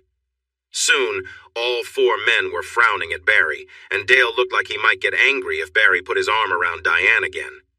Donna and Kate moved to the other side of Wayne to stay away from him. After Barry hugged Joe and complimented her, she stayed close to Chris. Chris shot a glance at Wayne, and they stepped over to the hot tub. "Your friend needs to calm down. The 4 girls here are important to me. My 2 sisters, my fiancée, and her roommate, whom I need to look out for. Get him under control, or we need to ask him to leave. I don't want to hurt anyone, but I will if I have to." Wayne sighed and called Todd over. "Barry's crossed the line. Can you talk to him, or do we need to go?" "Looks like he can't help himself," Todd said quietly. "He messed up his marriage with a wonderful woman because of someone else at work. I thought bringing him here would help, but maybe not. Let me see what I can do, and I'm sorry, Chris." After taking a shot, Todd managed to keep Barry in check during the burger cookout. However, Barry continued to drink and got worse as the night went on. Chris glanced at Wayne, who nodded, and they decided to leave. As they got in the car, Barry boasted about his plans for the night. The rest of the group had a great time, and getting rid of Barry made the evening even better. 2 hours of happy chatting and stargazing later, they started to feel tired, said goodnight, and went to bed. As for the weather, Monday, Tuesday, and Wednesday were mostly the same. Warm in the mid-80s with low winds and plenty of sun. Each day began with coffee on the balcony, enjoying the warmth of the rising sun, followed by breakfast and a walk to the beach. After setting up their area, they looked for shells and driftwood, then returned to relax in the shade. They enjoyed sandwiches for lunch, talked, and took another stroll along the shore. The beaches further north near the pier were busy, with many flags waving above tents and RVs as they walked that way. By early afternoon, groups of college students could be seen driving up and down the beach. Every day when the boys saw the girls, they would pull up close to the camp in a couple of cars, and the excitement would start. Chris and Dale acted like camp leaders, even asking the boys if they had any colds or fevers before letting them come near. They got some strange looks, but Dale didn't want to miss baseball games or let Diane get sick, and Chris wanted to keep his 3 campers safe from illness. No one was quite sure how deadly COVID-19 was around the world, but the World Health Organization said it was about 4%. The American president thought differently, mentioning 22 deaths from 544 cases in the U.S., and he kept saying it would disappear soon with warmer weather. It didn't seem too dangerous at the moment, but it was very easy to spread and could cause many more infections than the usual annual flu deaths. Despite the clear lack of worry from most young people they met, Dale, Chris, and their friends stayed careful about meeting new people. That night, they went to a restaurant called Virginia's on the Bay, choosing to eat in the quieter upstairs area at an outdoor table, and they decided not to visit another place afterward since it was too crowded. Chris thought about how worrying about crowds might not even matter if the virus was highly contagious, but no one really knew what to do. So he used his common sense and knowledge to try to stay safe. Tuesday was a lot like the previous days. Sunny, a day at the beach, relaxing, and enjoying meals in the shade. In the afternoon, they went shopping. Encouraged by Diane and some other girls they had talked to, the 3 19-year-olds bought colorful bikinis, shorts, and tops. Dale and Chris exchanged looks, realizing they would attract even more attention on the beach wearing those outfits. On Wednesday around 11, Wayne, his friends, and 3 young women arrived at the camp. It seemed everyone, except for Bar the Great, had found someone since they last saw each other on Sunday, and Bar had a swollen eye. He looked even grumpier than usual and was sipping from a large mixed drink. As always, there were many college students at the party tent they had set up nearby, moving back and forth between the striped cabana and the party tent, which was filled with loud music. Most of the group were Aggies, but they didn't fit every stereotype, even though they were proudly flying 3 maroon and white Texas A-Day and flags. Dale brought a gold and black Vanderbilt flag, and Kate had a purple and white TCU flag, so they happily tied them high on the cabana posts with twine. Chris didn't bring an orange and white UT flag because he thought people might mistake it for another team's. Instead, he parked his orange Jeep Wrangler Sahara where everyone could see the University of Tennessee stickers. The group was talking about going out dancing that night, but Chris wasn't keen on the idea. They all knew each other well enough, but he didn't want to mingle with too many new people. He wandered back to the condo complex to talk with the manager and then headed back. When he returned, he noticed Jo and her roommates were in the other tent with some other girls and a group of boys. They were dancing to the Beach Boys, and everyone seemed to be enjoying themselves. It looked like good, innocent fun, just college kids having a great time while respecting one another. He walked over to join them. When the music paused, he raised his voice and made a suggestion. "I know many of us want to go dancing tonight, but I'm a bit worried about the new virus. So I found an alternative. The manager has offered us the social hall here for a dance, but we have to finish by midnight and leave it clean. I was just there, and it's a nice space with good sound and speakers. Maybe we can get some playlists together for different types of music. What do you think? It's better than going to a crowded bar that might be unsafe, right?" There was a buzz of excited chatter for about 10 minutes, mostly from the girls, until one of them spoke up. "We like the idea, but we want to dress up a little. Not too fancy, but not beach clothes either. We'll wear sundresses or rompers. Are you guys willing to dress nicely and wear dancing shoes?" The guys agreed, but this sparked a lively discussion as they shared their outfit ideas. Once they decided on their clothes, Chris gave parking instructions, since the social hall had its own parking area outside the gates, which wasn't easy to find. The women wanted to decorate the hall, but Chris reminded them to keep it tidy before they left at midnight. As they were getting ready to change, one of the boys called out loudly, "Wow! Maybe this virus is serious. They just canceled the Houston rodeo." This news caused a stir. The rodeo, known as the biggest in the world, brought a lot of money to the city each year, so canceling it wasn't a small decision. Someone else added, "I didn't say anything before because I thought it wasn't important, but the health organization just called coronavirus a worldwide pandemic." Everyone left feeling more thoughtful. When they returned to the condo, Chris learned that all classes at his university would be online for the rest of the semester. Soon after, Joe, Donna, and Diane checked their emails and found out that their school had extended spring break until March 20th, after which classes would also be online. Diane and Dale checked but didn't find any notices. At the dance, about 2/3 of the invited guests showed up. Those who were there enjoyed the music and dancing, except for one person.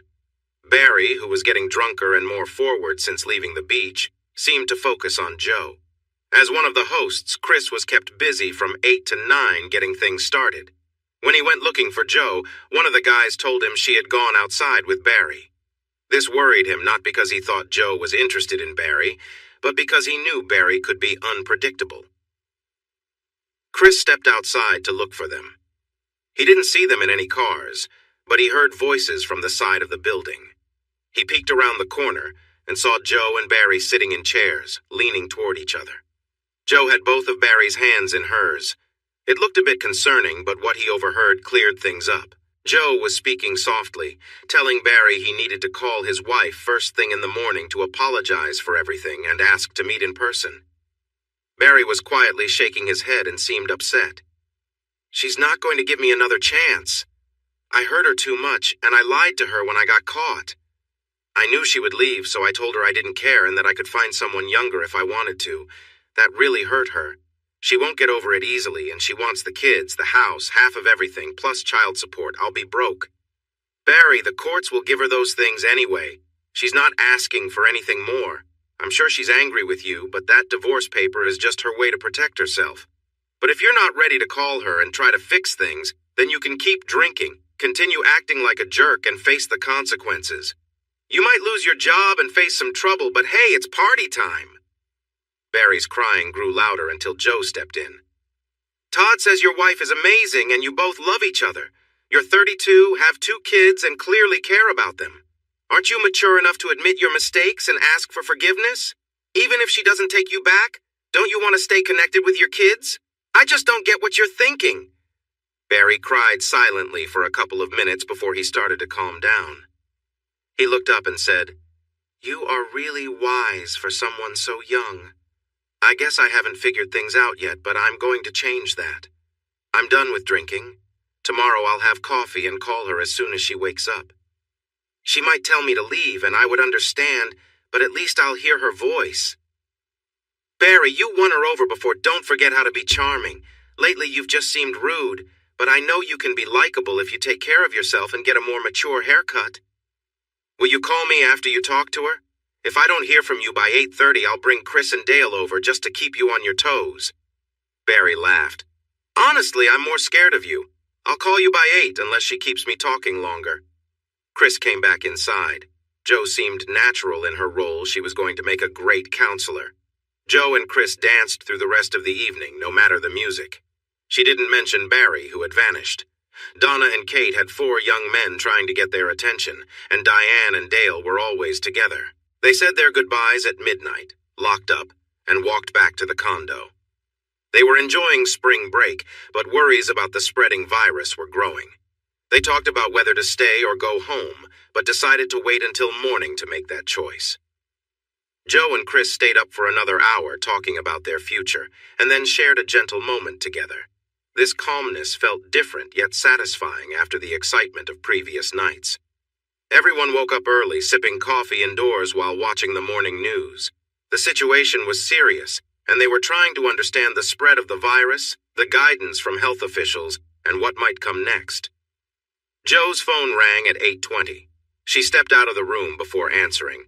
After about 10 minutes, she returned with a pleased smile.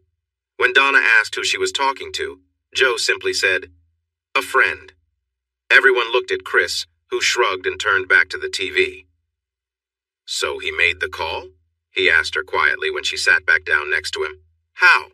She started, but he smiled and said, "I can read your thoughts better, keep them nice." "You're joking you were listening in. Did you not trust me?" she asked, looking upset. "I trust you, just not Barry. By the way, you did a fantastic job with him. You're really good at this." She smiled, kissed him on the cheek, and replied, "I can manage people like Barry, especially when I see their struggles, but I know you want to look out for me, so I forgive you." After receiving more concerning news about the spreading virus and quick emails from their universities, they decided to enjoy the beach for one last day and head home early. Vanderbilt had sent a note to Diane and Dale, who was more worried about baseball being canceled than his classes shifting online. This news made them talk more about where to be while the virus situation continued. Maybe they'd get lucky and summer would put an end to it, but the WHO did not believe it would happen, making it tough to plan anything. Donna, Diane, and Kate were seriously thinking about going home until things improved, and Dale, who was from a small town near Vanderbilt, felt the same way. Chris and Joe walked down the beach together, discussing their choices. With construction in Boulder still happening, he felt he should be there. He didn't want to be away from Joe, who didn't want to be away from him either, so they decided to close up the house and move to Colorado for now.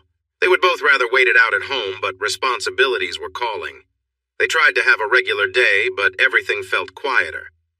The Aggies coming to pack up their tent in the afternoon marked the end of their spring break fun. Still, they had lunch, soaked up the sun. They were already nicely tanned and wanted to keep it that way, and braved the water around 3. It felt warmer, or maybe they were just used to it because it wasn't too bad. They tried body surfing, built sand castles, and then took down the cabana, cleaned it off, and packed it in big bags.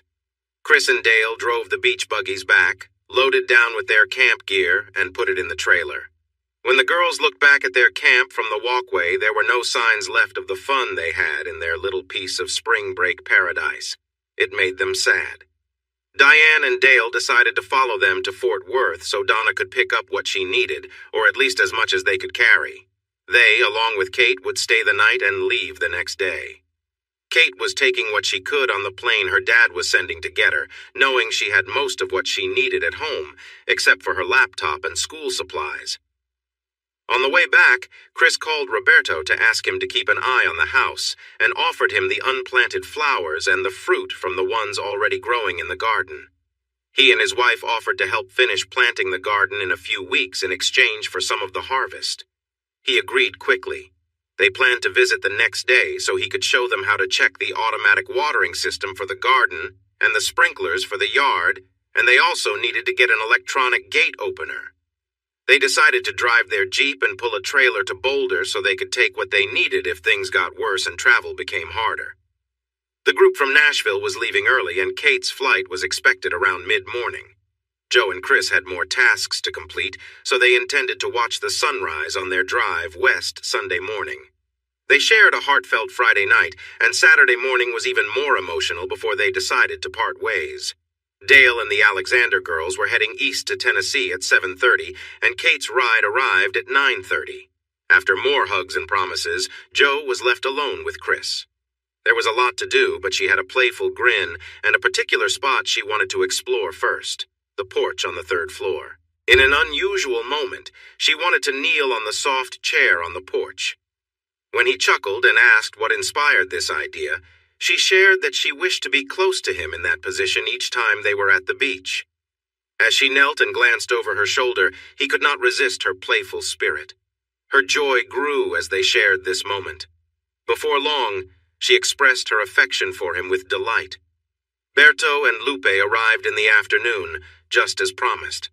Chris showed them how to set the watering timers, turn them off when they weren't needed, and then took them on a tour of the gardens, flower beds, and property. They were impressed with everything, but were even more amazed by the house. Berto hadn't seen it since the renovations were completed, and he praised Jo for her choices in furnishings and decorations. "Are you sure you want to leave this place for months? Why not have Trey send someone else to Colorado and keep you on projects here?" he asked. Jo and Chris exchanged looks. They hadn't thought of that. Chris had a job in Boulder that allowed him to work while also studying for his master's in architectural engineering at CU, which meant he would need to head back to Colorado. Or would he? The job in Boulder was meant to help him support the company while he continued his education. Now that school was online, did working for the company still mean Boulder? If he did a similar job in Fort Worth, would the CU professor in charge of his internship, which everyone knew meant continuing a job he had already been doing well, accept his work at a new place as equal? This was something to think about. Chris asked Lupe and Berto to go out to eat with them, but they said no because they were worried about getting sick. He apologized and suggested ordering takeout together, but they declined again, saying their oldest daughter was making dinner. They thanked him for the offers and promised to take him up on it another time. After they left, Chris and Jo went to their favorite chairs on the back porch to think about their future. They were just starting to grasp how much the coronavirus was affecting their lives and that it was just the beginning. They realized that choices made today might need to be changed in the coming weeks or months. They wanted to break free from the limits the old normal had set on them. The old ways wouldn't work in these strange and possibly new times. They stayed up late, going inside and starting a fire when the mid-March wind grew too cold. They had a brainstorming session where they agreed that there's no such thing as a bad idea or question. Nothing was finalized because no decisions were made. Over coffee with biscuits baking and bacon and eggs ready to cook, Chris shared his thoughts with Jo. She moved from her chair to sit on his lap, kissed his cheek, and said, "I came to the same conclusions through my feelings. I think we should go with this and see what happens." They made it to the Trinity Episcopal service at 11, and then Chris checked his messages to see if he heard back from Trey. "Come on over, lunch is on us. We need to talk." On the way to the Becks, Jo, in a serious tone, told Chris, "During the silent prayer, I went over our plan in my mind and asked for guidance, and I felt warmth spread through me. I think it means he supports our plan." Chris replied seriously, "I'm not sure we're making the right choice either, but I believe that if things go well, it will show that we're on the right path. If not, we might face difficulties. One thing is certain, we will learn more about it soon." Sandy and Trey Beck welcomed them, and they enjoyed a roast beef lunch, followed by apple pie with Bluebell ice cream for dessert. They moved to the study. Trey looked at Chris and asked, "So, what's on your mind?" Chris explained his thoughts clearly and then waited. Trey kept a neutral expression and thought for a long moment after Chris finished, finally asking, "When are you going to talk to Dean Speck and Dr. Laurie? If they won't accept a job in Fort Worth for credit, I don't really have a choice, do I? I emailed them to ask for a video call tomorrow morning at 8:30. I haven't heard back yet, but I think the important part of that conversation will be my ability to explain what I will be doing. If I were them, I would prefer to compare two jobs to see if they are fair, instead of comparing a possible job to one that already exists. Okay, let me speak to Bob and Sam first. I have an idea, but I want to hear what they think before I proceed. I'll call you tonight before 9. They left with an extra apple pie Sandy had on hand, sharing a wink with a slight nod toward her husband. Jo told her fiancé that was a good sign, though he didn't quite understand what she meant. The four-way conference call started at 8:35. Chris explained his plan again, answered questions, and shared what he thought he could offer to a project and to the home office in Fort Worth while finishing his classwork. "Is the project you want to work on the stadium?" Bob asked playfully. "Sir, I will gladly work on any job you give me," Chris replied. "That isn't the question I asked, is it? Would you like to answer my question?" "Yes, sir, it is," Chris said, "because I was involved in its early stages and would like to be there as it takes shape. I believe my experience in management, logistics, and purchasing will be useful no matter where I'm assigned." The phones were filled with laughter, and then Trey Beck said with authority, Tell your dean and professor that you will be the on-site project manager for the stadium project and for other tasks as needed. You will also train in procurement and scheduling management. We'll start with 3 days as project manager and 2 days for training, but that may change as new needs arise. They can reach out to me, Bob, or Sam for details. Let them know these new roles represent a step up based on hard work and will meet the expectations we originally discussed. That evening, Chris was full of energy. Poor Joe had to handle all his enthusiasm, but she was happy to do it. They had become such a close couple that they could easily read each other's feelings, so this excitement brought a joyful dynamic between them. They were glad to have an extra hour the next morning before making the call to Rocky Mountain time. This gave them time for extra coffee to help Chris wake up. The dean was okay with the proposal, saying it allowed Chris to use what he was learning in graduate school. Dr. Laurie was still trying to understand online courses and felt uncertain about overseeing an internship happening 800 miles away. After getting reassurance from his top student and support from his dean, he decided to give Trey, Bob, and Sam a chance to share their thoughts during a Microsoft Teams video call, which was set for 1 p.m. RMT. Chris wasn't in the video call, but Trey had him on speakerphone so he could hear Dr. Laurie's worries and text his thoughts if needed. It wasn't necessary. Trey explained the new job tailored for Chris. Bob clearly outlined his responsibilities at the worksite, while Sam described his main office duties as a trainee. Since this new role was much higher than Chris's current position as an assistant project manager in Boulder, and Trey added an exciting offer for a plane ride to observe Chris at work, Dr. Laurie agreed. It was done. Once the video call ended, Chris thanked his 3 bosses warmly. Trey laughed and said, "Remember this when we push you hard, young man?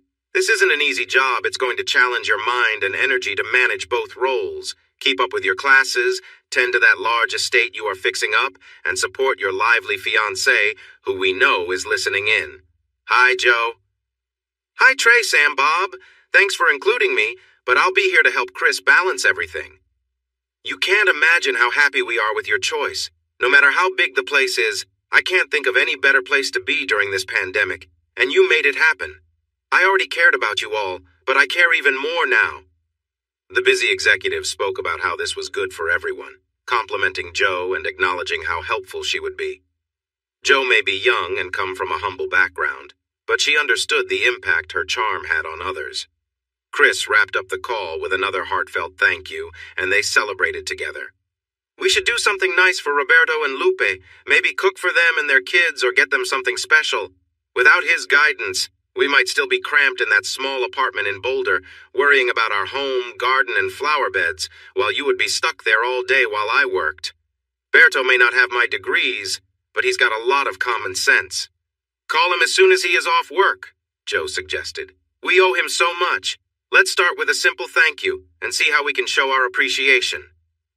In the meantime, you and I should head upstairs for our own little celebration. Later we can fill in your family and Kate. I know they're going to be so happy for us."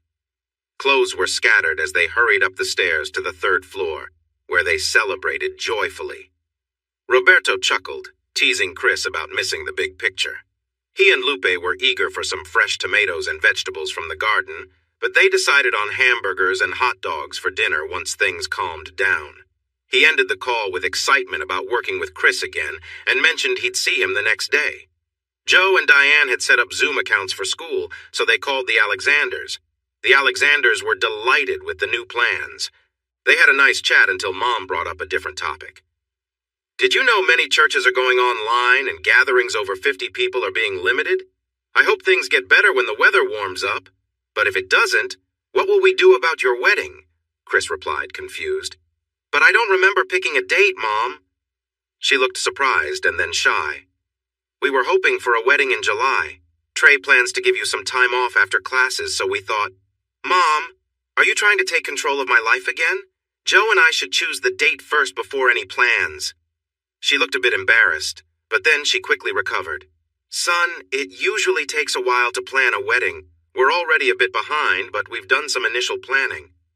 And those plans might not work now, right? This situation isn't going away just because the weather changes. It has been spreading in the warmer parts of the world, just like here." As Berto said, it's time to think differently. Old plans won't work during a pandemic, and it's getting worse. Also, Diane, Dale, Donna, Kate, and my bosses with their families aren't close to 50 people. You planners might want to think about making a smaller guest list with just close family and friends. We may have to consider getting married in our backyard now, and then have a big reception in Nashville when it's safe and everyone is vaccinated. Right now, we have to decide if we want something like that or wait until this pandemic is over, which could take years. I haven't talked to Joe about it yet, but since we are studying from home, we could get married now and have a honeymoon whenever it's possible, with you holding a reception later. Joe, Diane, Donna, and Dan all smiled, watching Deborah, who looked quite worried about the idea of a small wedding. Before she could respond, Dan chimed in. He's right, Deborah. These times call for sacrifices, and we have to rethink what we want and what we can do within the limits of the current situation. We're already making adjustments in our business, the way we eat, grocery shop, and live every day. Schools and colleges are closed. Churches are being asked not to gather, and only essential businesses are allowed to open. I doubt you'll be able to get approval for a 400-person wedding right now. Deborah sighed deeply, looked directly into the camera, and said, "Can you give me a little time to process this? Maybe Joe and I can talk over the phone in the next few days and help me figure things out. She deserves an amazing wedding, and so does my only son." They still had a couple of things to sort out: Chris's apartment in Boulder and his truck, which was parked there. After talking it over, they decided to fly out early Friday, end the month-to-month apartment lease, say their goodbyes, and drive back home in his truck on Sunday. Their friends, who used to live next door, had moved to a small house in the foothills at the start of the semester, and Chris hadn't seen them since. So the only goodbyes were for his co-workers, which he managed before leaving work on Friday. The campus and streets were almost empty, and most shops were closed, including the gym Chris used to go to. Boulder wasn't quite a ghost town, but by Friday evening, it felt like one. On Saturday, they booked a time to visit Rocky Mountain National Park. They knew some of the mountain roads would be closed in March, but the lack of people compared to their last trip was surprising. The lowlands covered in forest were beautiful, and when they saw a herd of elk and moose wandering through a meadow with a stream running through it, they stopped to watch. It was cold, but not too uncomfortable, so they decided to go for a short hike along a trail that started a few miles down the road from where they saw the elk. The path followed a stream and ended at a peaceful lake surrounded by trees. They found a flat rock, sat down to share a snack of trail mix and jerky, and marveled at the quiet. They whispered to each other, not wanting to disturb the serenity of the moment. The two of them were completely alone, surrounded by nature's beauty. Joe sat down beside him, leaning back into his arms as he gently held her, resting his head against her hair. They stayed like that for a while, enjoying the peacefulness and each other's company, quietly appreciating the stillness of the moment. He unzipped her quilted jacket and gently placed a hand under her flannel shirt. His hand was cold, contrasting with her warmth. She gasped slightly at the touch, and they leaned in, sharing a deep kiss, their closeness intensifying the moment. "Stand up," Chris said softly. Joe obeyed, rising from her seat. He helped her adjust her clothes, and they shared a quiet, intimate moment, standing together in the chilly air. He held her close, placing her gently against a boulder for support, their breath visible in the crisp mountain air. They embraced, the connection between them growing as they stood in the quiet of the wilderness. After a moment, they separated, both smiling at the warmth they shared in the cold environment. The natural beauty surrounding them seemed even more vivid. They took a moment to appreciate the stillness of the mountains before deciding to head back. Later that afternoon, they stopped at a small barbecue joint that offered outdoor seating. The food wasn't exactly like what they were used to from Texas or Tennessee, but it was good enough. The owners were friendly and made them feel at home. The experience added to the unusual but memorable nature of their first outing during the pandemic. Once back at the apartment, they spent time packing up and getting ready for the trip back. They enjoyed their evening together, spending some quiet, peaceful time before heading to bed at a reasonable hour. Their journey home began just after sunrise on Sunday. A light layer of snow had fallen overnight, but it wasn't enough to cause any trouble on the road. The fresh snow made the drive picturesque, and they enjoyed the serene beauty of the landscape as they made their way back. Chris got them to Trinidad just in time for a late breakfast, and then they drove through Raton Pass and onto the flatlands. They stopped at Capulan Mountain to stretch their legs, check out the visitor center, and take a short walk around the old volcano before continuing on the long drive through the dull landscape of eastern New Mexico and the western panhandle of Texas. Joe joked about wanting to do something adventurous in a volcano, but it wasn't really the right spot for that, especially since there weren't many people around and they were getting a lot of attention from the park rangers. Joe drove for 3 hours, and then they stopped to eat again in Amarillo. After that, Chris stepped on the gas a bit for the last 5 hours of the trip. They left at 7 a.m. and arrived at 7 p.m., and their old house looked more inviting than ever.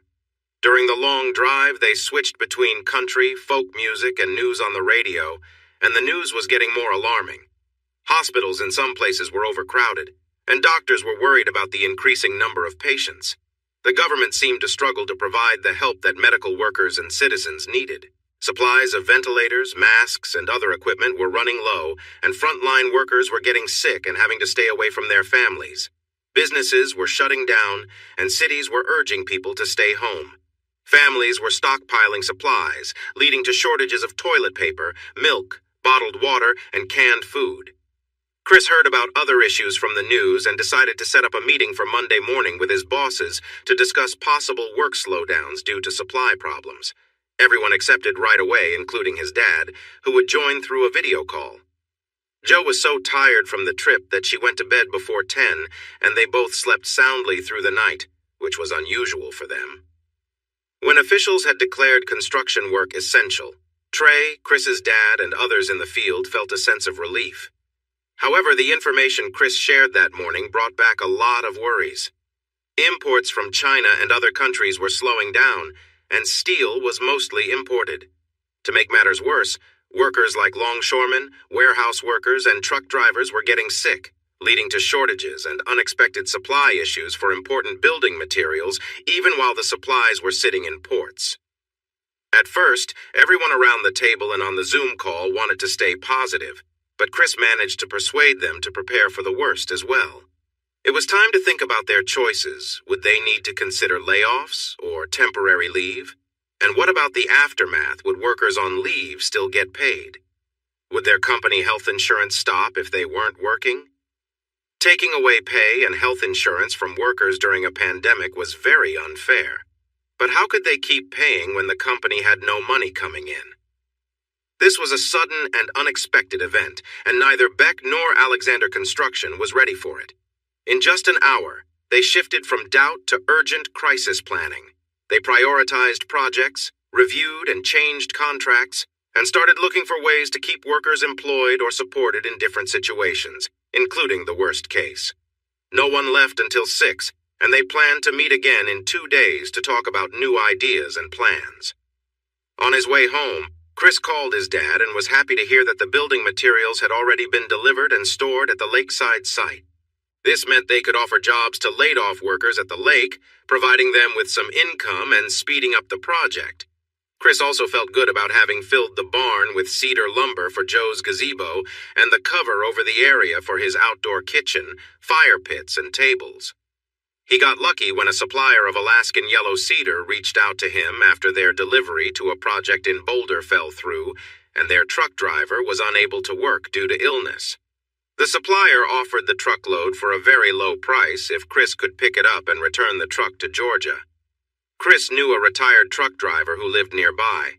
He offered him a good payment and promised to clean the truck thoroughly before he picked it up.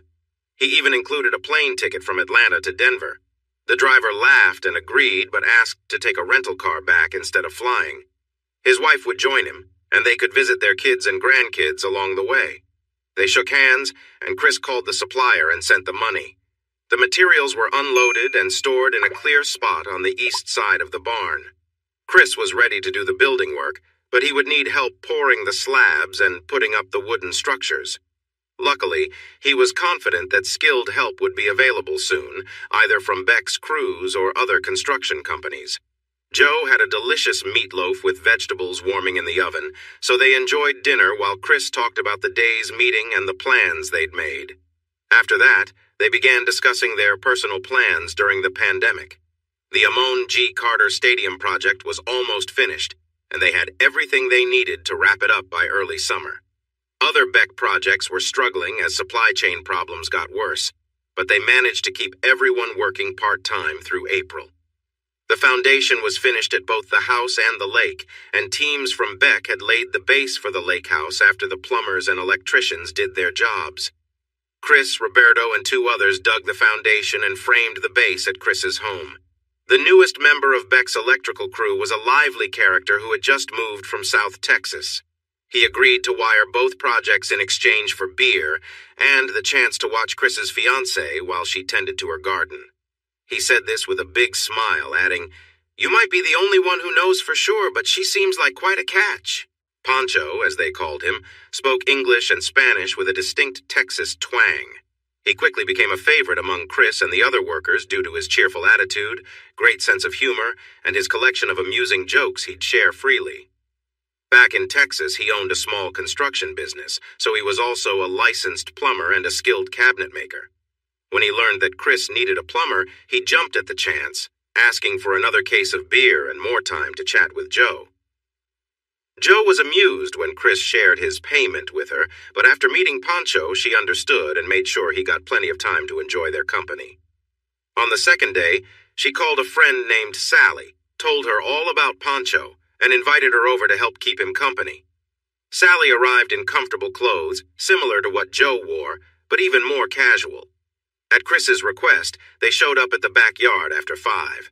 They walked over to check out the work site and playfully teased Chris and Pancho, asking silly questions and chatting about their hard work. Chris sent the girls back to the house to grab some drinks and meet them on the deck, while he and Pancho cleaned up for the night. Pancho began to put his shirt back on, but Chris told him not to. "Do you have any shorts in your truck? If so, put them on and come meet me on the deck. If they want to tease us, let's give them a little fun back." Pancho found some shorts that were just as casual, and Chris helped him trim them a bit to fit better. The men approached with a relaxed air, but their attire, a bit too short for comfort, carried the risk of a wardrobe malfunction. The girls couldn't help but notice, their expressions a mix of surprise and amusement. Grabbing a beer, the men sat down across from the girls, casually spreading their legs as men often do, though not usually in such revealing cutoffs. Joe and Sally found themselves staring, and Chris caught their gaze, grinning. Instead of feeling embarrassed, the girls playfully responded by stretching and shifting in their seats, clearly matching the playful energy in the room. As Joe stretched, the bottom of her top lifted slightly, and Sally's shirt revealed a little more than intended. Though nothing was fully exposed, there was a sense of shared playfulness, with the guys clearly noticing too. "Dirty Sally," Joe teased with a laugh. "Chris thinks Pancho knows the best dirty jokes. I say you do. Show him what you've got." For the next few hours, the group exchanged jokes, laughter, and stories, each funnier than the last. The atmosphere was lively and full of energy, with drinks flowing and laughter filling the air. By the end of the evening, they were all happily tipsy, the night filled with light-hearted fun. Realizing it was late and her friends had had a bit too much to drink, Joe insisted Pancho and Sally stay over in the guest rooms down the hall. She then took Chris by the hand and led him to their room, suggesting they freshen up with a shower. They stepped into the bathroom, sharing a quiet moment as they helped each other wash off the day's adventures. The warm water and shared smiles made for a peaceful, intimate ending to the evening as they cleaned up and prepared to rest. Afterward, they settled into bed, enjoying each other's company and reflecting on the fun night they'd shared with their friends. The bond between them felt even stronger as they drifted off to sleep, relaxed and happy. The area was difficult to reach from behind, but Chris's careful touch found the right spot. Joe gasped, her body reacting to the sensation, and she felt overwhelmed by the intensity of the moment. As the waves of pleasure coursed through her, her legs gave out, and she leaned heavily on him for support. Chris gently wrapped a towel around her and carried her to the bedroom, laying her carefully on the bed like a child. He dried her off with care and then took a moment to dry himself. Joe, feeling exhausted, lay there quietly, trying to catch her breath. She whispered, "I need a moment, just a minute to rest." But her body responded differently as Chris continued his gentle touch. Despite her protests, her body reacted naturally to the closeness, and she found herself lost in the moment once more. The connection between them grew deeper, and she couldn't hold back her emotions any longer. Joe wasn't sure why the emotions were so intense. Maybe it was the playful day they had or the closeness they shared in the shower, but the feeling swept over her in a way she hadn't expected. Her mind raced as the intensity built, and she gave in to the overwhelming sensations. It was as if time stopped, and everything else faded away, leaving only the two of them in that moment of deep connection. Chris looked at her with a smile, knowing that they had shared something special that night. He felt a sense of satisfaction, not from his own needs, but from seeing her so happy and fulfilled. As they lay there together, Chris reflected on Joe's growth. He knew she was becoming more confident, more aware of herself with each passing month. It was exciting to witness her becoming the woman she was meant to be: strong, thoughtful, and passionate. Chris chuckled softly, realizing that as Joe continued to grow, he would need to keep up. It was a challenge he welcomed, knowing that their journey together was only just beginning, and there was so much more to discover about each other along the way. She was really something. "Joe, I want you and Chris to know that my nickname, Dirty Sally, isn't because I rush into things. But after hearing the excitement from your bedroom last night, I'm not shy to say that I ended up in Frank's room and we had quite the time. I'm not ashamed to share that with you, Joe, because after witnessing what I heard last night, it was hard not to get caught up. I'm not sure if Chris has some magical charm or, as Frank said, you really do light up the room, but you are definitely the queen of excitement." Joe's cheeks turned a little pink, but she took a sip of her coffee and calmly asked, "So, how did things go with Pancho? I was busy at the time." Frank smiled and Sally began to speak, but Chris jumped in. "If you're the queen of excitement, then Sally is the princess in waiting, and that was just the beginning. I can't wait to hear more once Pancho gets to know her like I know you." Sally smiled at him and then at Frank. "I don't know about that. He just got lucky because I was so fired up by Joe's excitement. It won't be that easy if I give him another chance." "Want to give me that chance now? I know you're feeling good after talking about it," Frank joked. Sally stood and teased him. "Do you think you can keep up? I'm always up for a good time." They hurried up the stairs holding hands and closed the bedroom door behind them. "Want to sit here, sip coffee and listen, or would you rather spend time with your girlfriend? I think you could both use a little time together after last night." It was noon when they all returned to the kitchen, looking a bit more relaxed. Chris asked if bratwurst wraps and a salad would be okay. "Usually I'd cook something nice for guests, but between the noises from your room last night and my energetic girlfriend this morning, I just didn't have the energy." "I would usually help out, but it seems Sally was having her fun too," Pancho chuckled. Joe and Sally exchanged knowing smiles. As the evening wore on, relaxing on the deck after cleaning up from their hard work, Sally asked a question they needed to discuss. "So, when are you two getting married? I can't imagine any method of birth control would work if you two keep it up every day like you have since I arrived." Joe looked at Chris, who looked back at Sally and replied, "Saturday, July 18th, my fiancé, my sisters, my mom, and her friends have it all planned out. Well, they had it planned out until COVID changed things. Now we need to find a place where we can gather a few dozen friends without any issues." Joe looked at Chris with excitement. "Really? July 18th?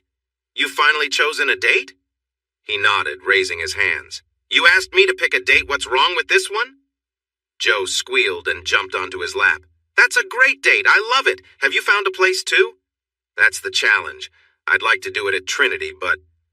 Pancho looked surprised. "Why anywhere else? Look around, this spot could be perfect for a celebration. It only needs you to get up a bit earlier to finish the work." "What else could you want? There's all this green space, a nice spot to gather, and friends who can sit in chairs. We could have some drinks and food for everyone."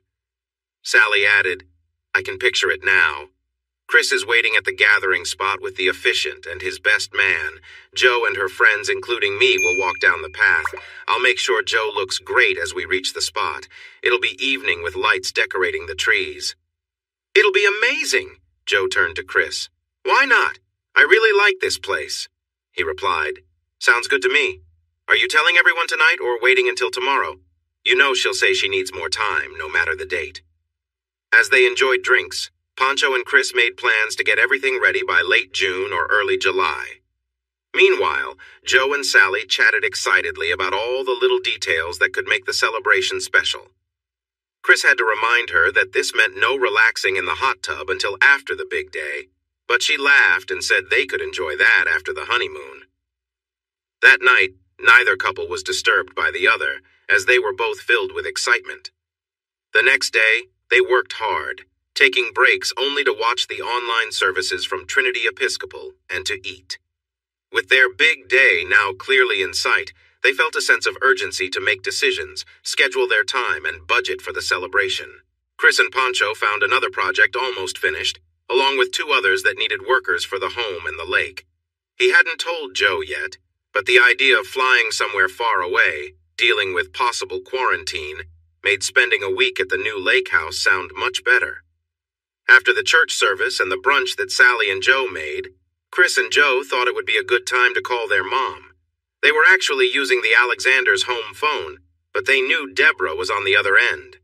After saying hello, they asked all the family members to gather around the kitchen phone and put it on speaker. Chris started, "Mom, Dad, sisters, we have something to tell you. Joe, go ahead." With a happy smile that showed a bit of nervousness about what Mom might say, Joe shared, "We've set a date. We're getting married on Saturday, July 18th at 7 p.m. in our backyard. I know this isn't the big church wedding we talked about, but..." Before she could finish, loud cheers came from Mom and the sisters, along with a relieved, "Thank God," from Dad. Chris let them celebrate for a moment and then said, "Mom, this is the best we could come up with right now. No one knows how long the pandemic will last, and we don't want to wait. We're making improvements to our backyard to make it, as our friends say, better than a destination wedding." "While it isn't everything you dreamed of..." "Pause right there," Mom interrupted. "First, we're all so happy you found a way to do this. Second, I agree. With a bit of help from us, your lovely place could be a special events destination if you can finish everything on time. Third, we are overjoyed for you. We, your family, want to help. We'll do anything you and your future wife allow us to do." Joe joined back in, and the sisters began asking questions and discussing details. Chris stepped away and texted his father. "Got a moment away from Mom?" "Yep, now good," Chris called Dad. "Is there any chance we could get the lake house ready by the 19th? I think traveling might be hard by then." "So, you're thinking about having your honeymoon there? Lake Whitney isn't exactly an exotic spot, son. Won't she be let down?" "Dad, you need to remember who my bride is. If we can have our honeymoon there, I can buy a boat, skis, and fishing gear. My little country girl has never even been on a boat. I promise she will love swimming, boating, and fishing. You know how well she skis on snow. I bet she'll be up the first time and won't want to stop. If we could travel, we would go somewhere by the water. We'd swim, relax in the sun, fish, surf, or take a boat ride, and probably do some sightseeing. We can do all this at the lake and even visit places like Glen Rose for some fun activities. I will find a dance hall or two, but that shouldn't be too hard in the countryside. Knowing Joe, she will want to spend most of our time relaxing, so I'll get a better mattress than what we'd have in a hotel." His dad laughed and said, "I would say that's too much information. But after staying together for a few nights and hearing Donna's stories, I already know. Actually, that sounds like a great place for you two. It's quiet, not fancy at all, and Joe has no idea what that means, so let's go for it. Are you talking to Trey or am I? We need to get this started right away." They contacted Trey, shared the new plans, and he offered them a great deal. Have the materials ready, pay Beck for his work and transport, invite him and Sandy to the wedding, and he would make sure the house was ready by early July. After they ended the call with Trey, Dan said he would buy the ski boat, pontoon boat, and 4 personal watercraft if Chris would find the boats and jet skis they wanted and handle their delivery when the dock and boathouse were ready. Chris agreed to find the boats and send pictures or videos to Dan before buying them, asking what the budget was. "I don't know the budget and it doesn't matter," he replied. "I've been saving for 20 years, and I plan to use it more than anyone else after I retire there sooner than you think, so spend what you need to get the best." Sally joined the call. and since they were still busy talking, Chris changed back into his work clothes and went outside to the wedding site to meet Pancho. He updated Pancho and found out that he had been on the phone too. "I think I have the crews we need lined up over the next 6 weeks. It's all not set in stone yet, but everyone wants to make it happen for you, so I feel good about it. You might have to think of ways to bring people in for the wedding because everyone who knows you wants to come. So maybe we can ask the local officials to give us a break for a few hours. Now, help me climb into this ditch and get these pipes connected and secured. We've got a lot to do and not much time." They worked hard until dark and accomplished more than Chris expected. Frank was a quirky guy, but he was really smart when it came to construction. He made changes to Chris's plans that helped finish the job faster and made everything better. Chris admired Pancho ever since they started working together, but now he saw why the other workers respected him so much. As darkness fell, their beers arrived right on time. The girls had finished chatting for the moment, so they relaxed in their chairs, enjoying their first drink quietly. Sally caught a whiff of something nice and suggested they take a shower, so they got up and headed upstairs. 20 minutes later, they came back with fresh beers, and Chris asked, "What's cooking? The kitchen smells fantastic." "That would be my famous smothered steak with rice and broccoli. And if you behave tonight, Jo will make her famous chocolate chip cookies," Sally said, smiling brightly. "Wow, she's beautiful, fun, brings me drinks, knows a ton of jokes, and can cook. How about a double wedding?" Pancho said excitedly.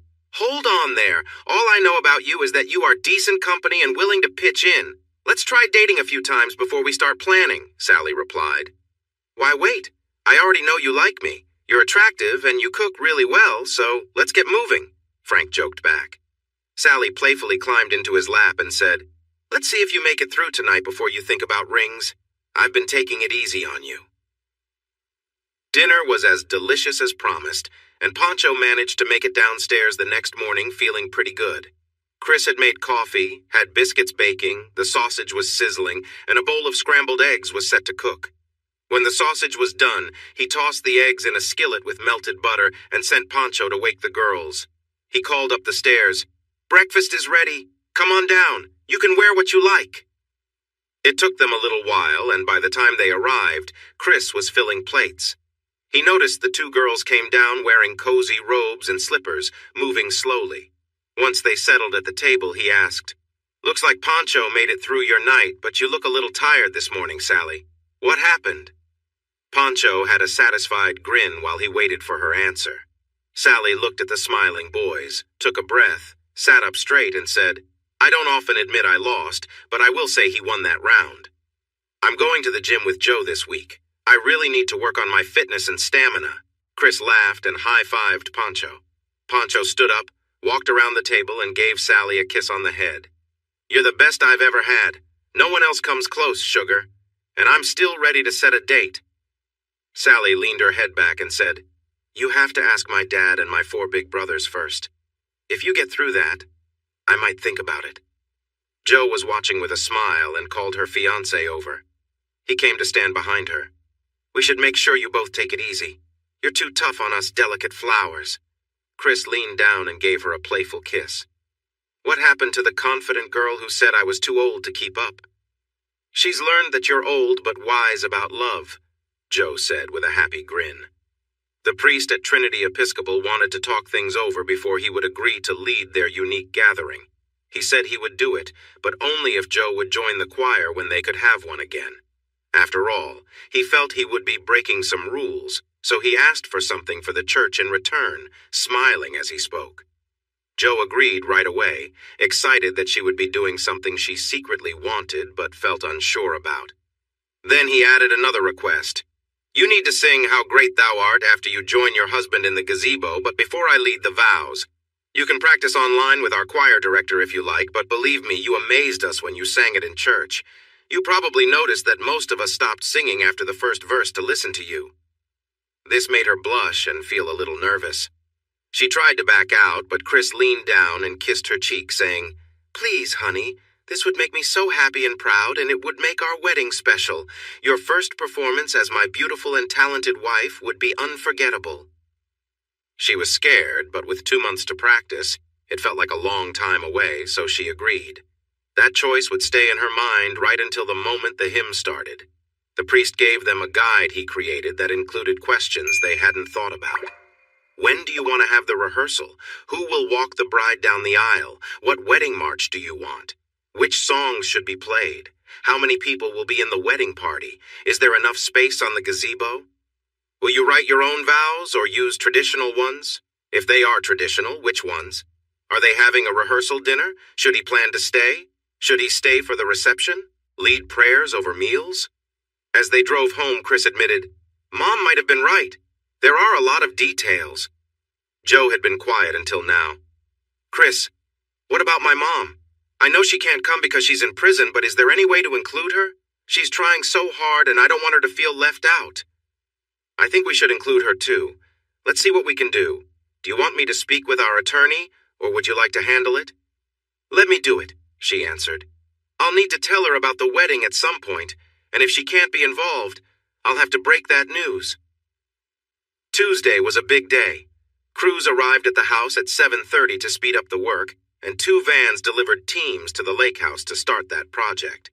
The necessary tools had been sent to the lake on Monday, so by 8:30 a.m. they were hard at work. Chris wanted to discuss their honeymoon with Joe and thought it would be nice to take her to the lake to show her what they had planned and share his ideas in that setting.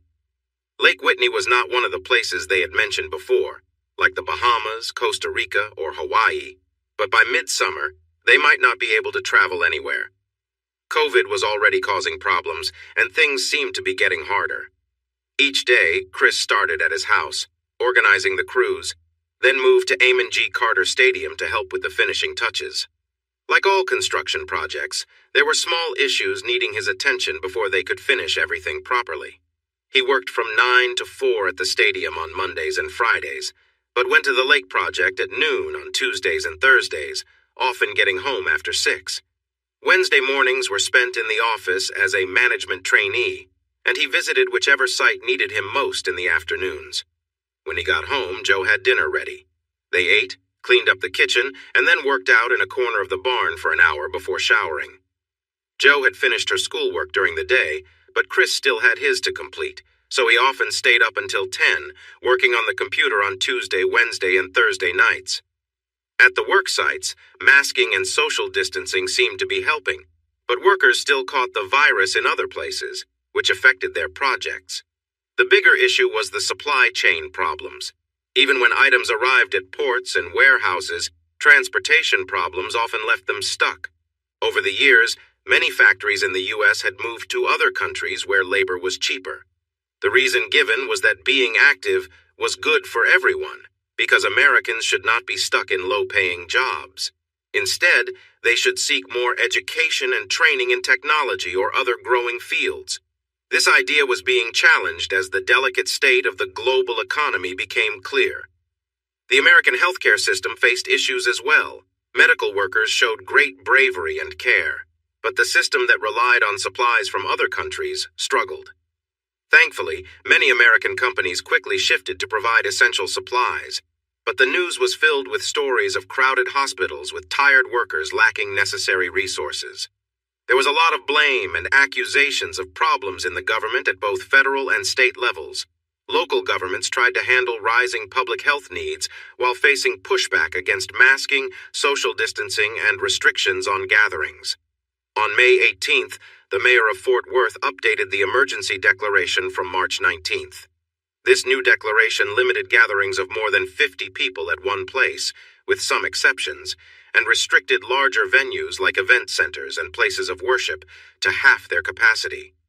It also allowed for quarantines and controlled movement in and out of the city. Chris had not seen any efforts to limit movement to and from Fort Worth on his trips to Lake Whitney. He doubted those measures would work since many people commuted from everywhere. He understood the 50% occupancy rule to mean that as long as he had enough chairs in his backyard and spaced them 6 feet apart for families, they would follow the rules. They might need to use vans to bring people, as too many cars could attract attention, but Beck had enough vans if Trey agreed to let them use them. According to the order, they could consider moving the wedding into a church if they kept under the 50% limit, but he and Joe had already decided on the backyard. He wondered if another update would ban gatherings in churches altogether, as had happened in some cities. As the situation grew more serious, the government made more extreme decisions, so they decided to stick to their plans as they moved through mid-May and toward Memorial Day. Jo had finished her classes, but Chris still had a summer semester before he could earn his master's degree. He was feeling worn out trying to manage everything, and his supervising professor announced he would come to see him at the stadium project. When Chris said he would stay for 2 days, he decided to keep to his usual routine at the house, the stadium, and the lake house. He realized he couldn't spend 2 whole days at the stadium. If he wanted to see his friend in action, he could easily join them. He called Dr. Lorry and told him not to book a room or a car since he would be staying with him. Dr. Lorry mentioned that Dean Speck would also be coming, and Chris thought that was great. He quickly informed Jo about the plans. Jo started to worry about how the house looked. It was clean but not perfect, and she was concerned about not having enough groceries for their guests. Chris laughed and suggested she hire someone to help clean and buy any groceries she could find at the store. He didn't have the time to help, so that job was up to her. They arrived on Monday afternoon. Jo picked them up and took them to the stadium, where she introduced them to Chris and Bob. Jo received her usual friendly comments from the workers and waved back at them as she always did. She greeted Chris with a quick kiss in her light dress, and Bob teasingly commented about how Jo often disrupted things when she walked in. It was a routine day at the stadium, with workers gathered in the North End zone to discuss and review the next day's tasks. Dean Speck enjoyed the friendly atmosphere, while Dr. Lorry seemed a bit distant. On the way home, Dean rode with Jo, and Dr. Lorry rode with Chris.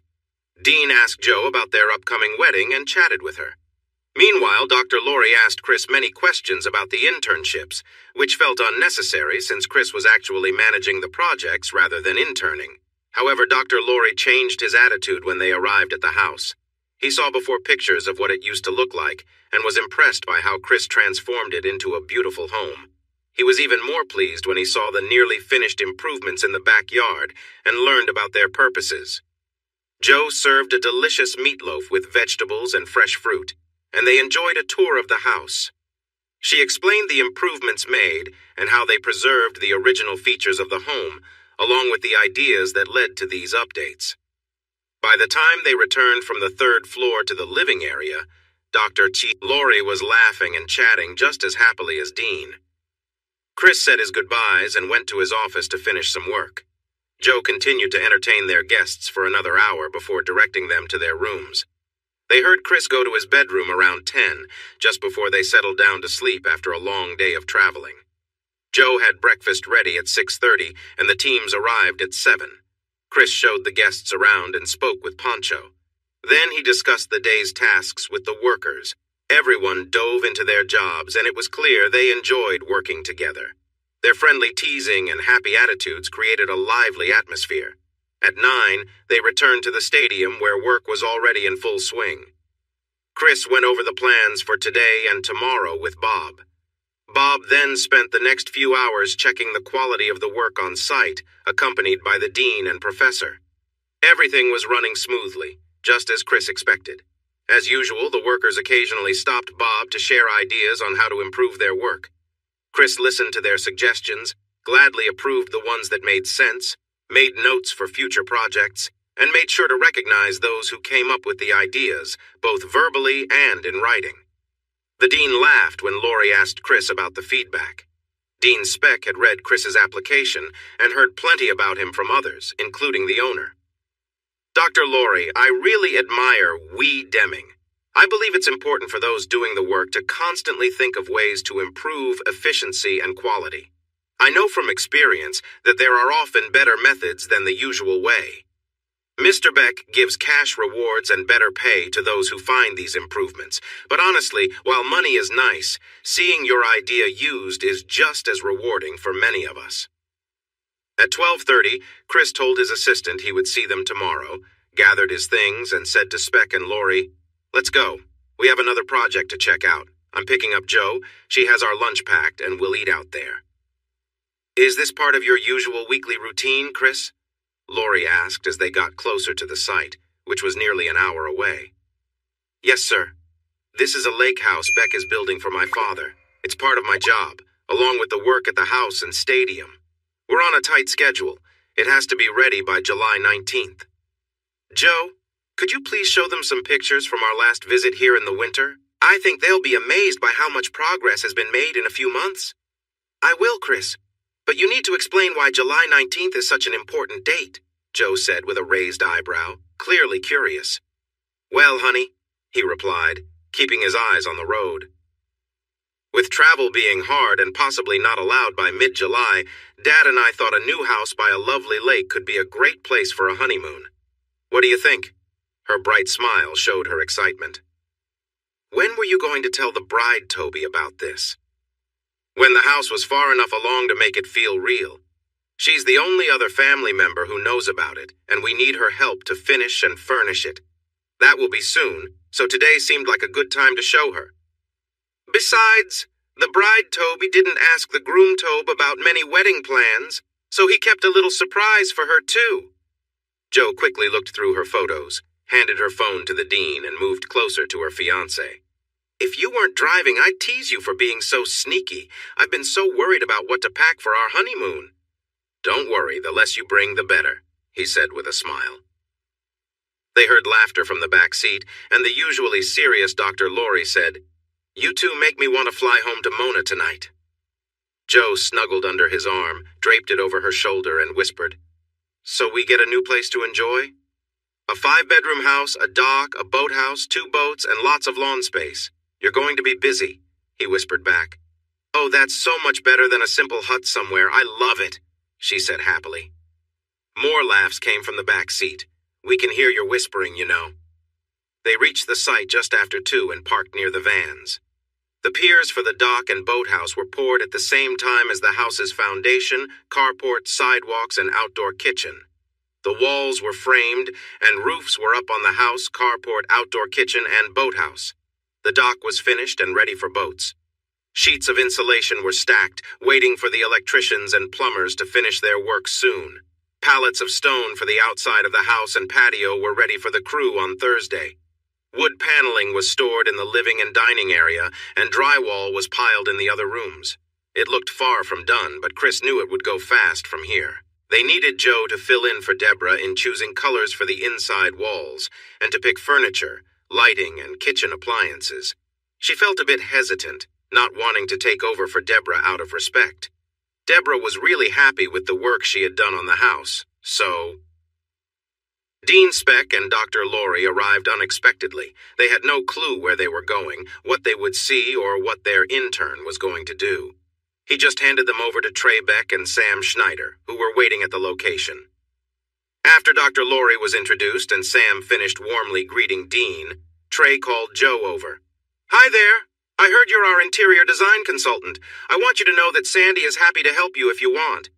I told her I think you can handle anything, but she insists on letting you know she'll be here to assist, since she knows Deborah really well. Joe gave him a quick hug and said that Sandy knew her even better. She'd love to have her help, especially since finishing Deborah's house felt a bit overwhelming. Joe then hugged Sam and returned to her fiancé. As always, work had stopped when Joe, a charismatic young woman, got out of the truck. She smiled at the workers and waved, telling them she hoped it was okay for her to explore while they worked. Pancho laughed loudly and replied for the crew, Of course! You won't find many construction sites where you're not welcome, and this is definitely one of them. But you'll need this hard hat. He handed her the hat, and she kissed him on the cheek before looking at the bright pink safety hat. Oh, it matches my outfit, she said cheerfully, highlighting her white t-shirt, pink shorts, and white sandals. She placed the hat on her head, letting her wavy golden hair spill out. With that look, she caught the attention of the workers, who smiled and exchanged glances. She took Chris's hand, looked up at him, and asked, So where do we start? He smiled back and led her to the back of the house, where the electrical and plumbing work was finished. They walked through a framed doorway, and he began to show her the bathrooms and bedrooms along the hallway. Trey and Pancho were giving Sam and the 2 men from Colorado a tour of the site, stopping to explain each part of the construction and how it all fit together. Joe moved from room to room, trying to picture how everything would look when it was done. paying special attention to where the light came from. By the time they reached the kitchen, the plumbers were wrapping up, and the electricians were moving in with their tools. Everyone took a moment to appreciate the lovely sight before diving back into their work. They had to finish by noon the next day, and there was still a lot to do. Chris knew that being distracted by the beauty of the scene instead of staying focused could lead to a mistake, perhaps even an injury if one wasn't careful. He went to the on-site locker, pulled out cards with various paint samples, and joined Joe outside. Together, they stood by the house as Joe carefully selected the ones she wanted to consider. Around 3:15, Trey stopped by to inform them that he and Sam were taking the guests back to the office. They planned to review Chris's trainee duties and make sure the guests were fed before bringing them back for the night. At 4 o'clock, Pancho gave a sharp whistle. The workers all paused, packed up their tools, and secured their equipment, signaling the end of the workday.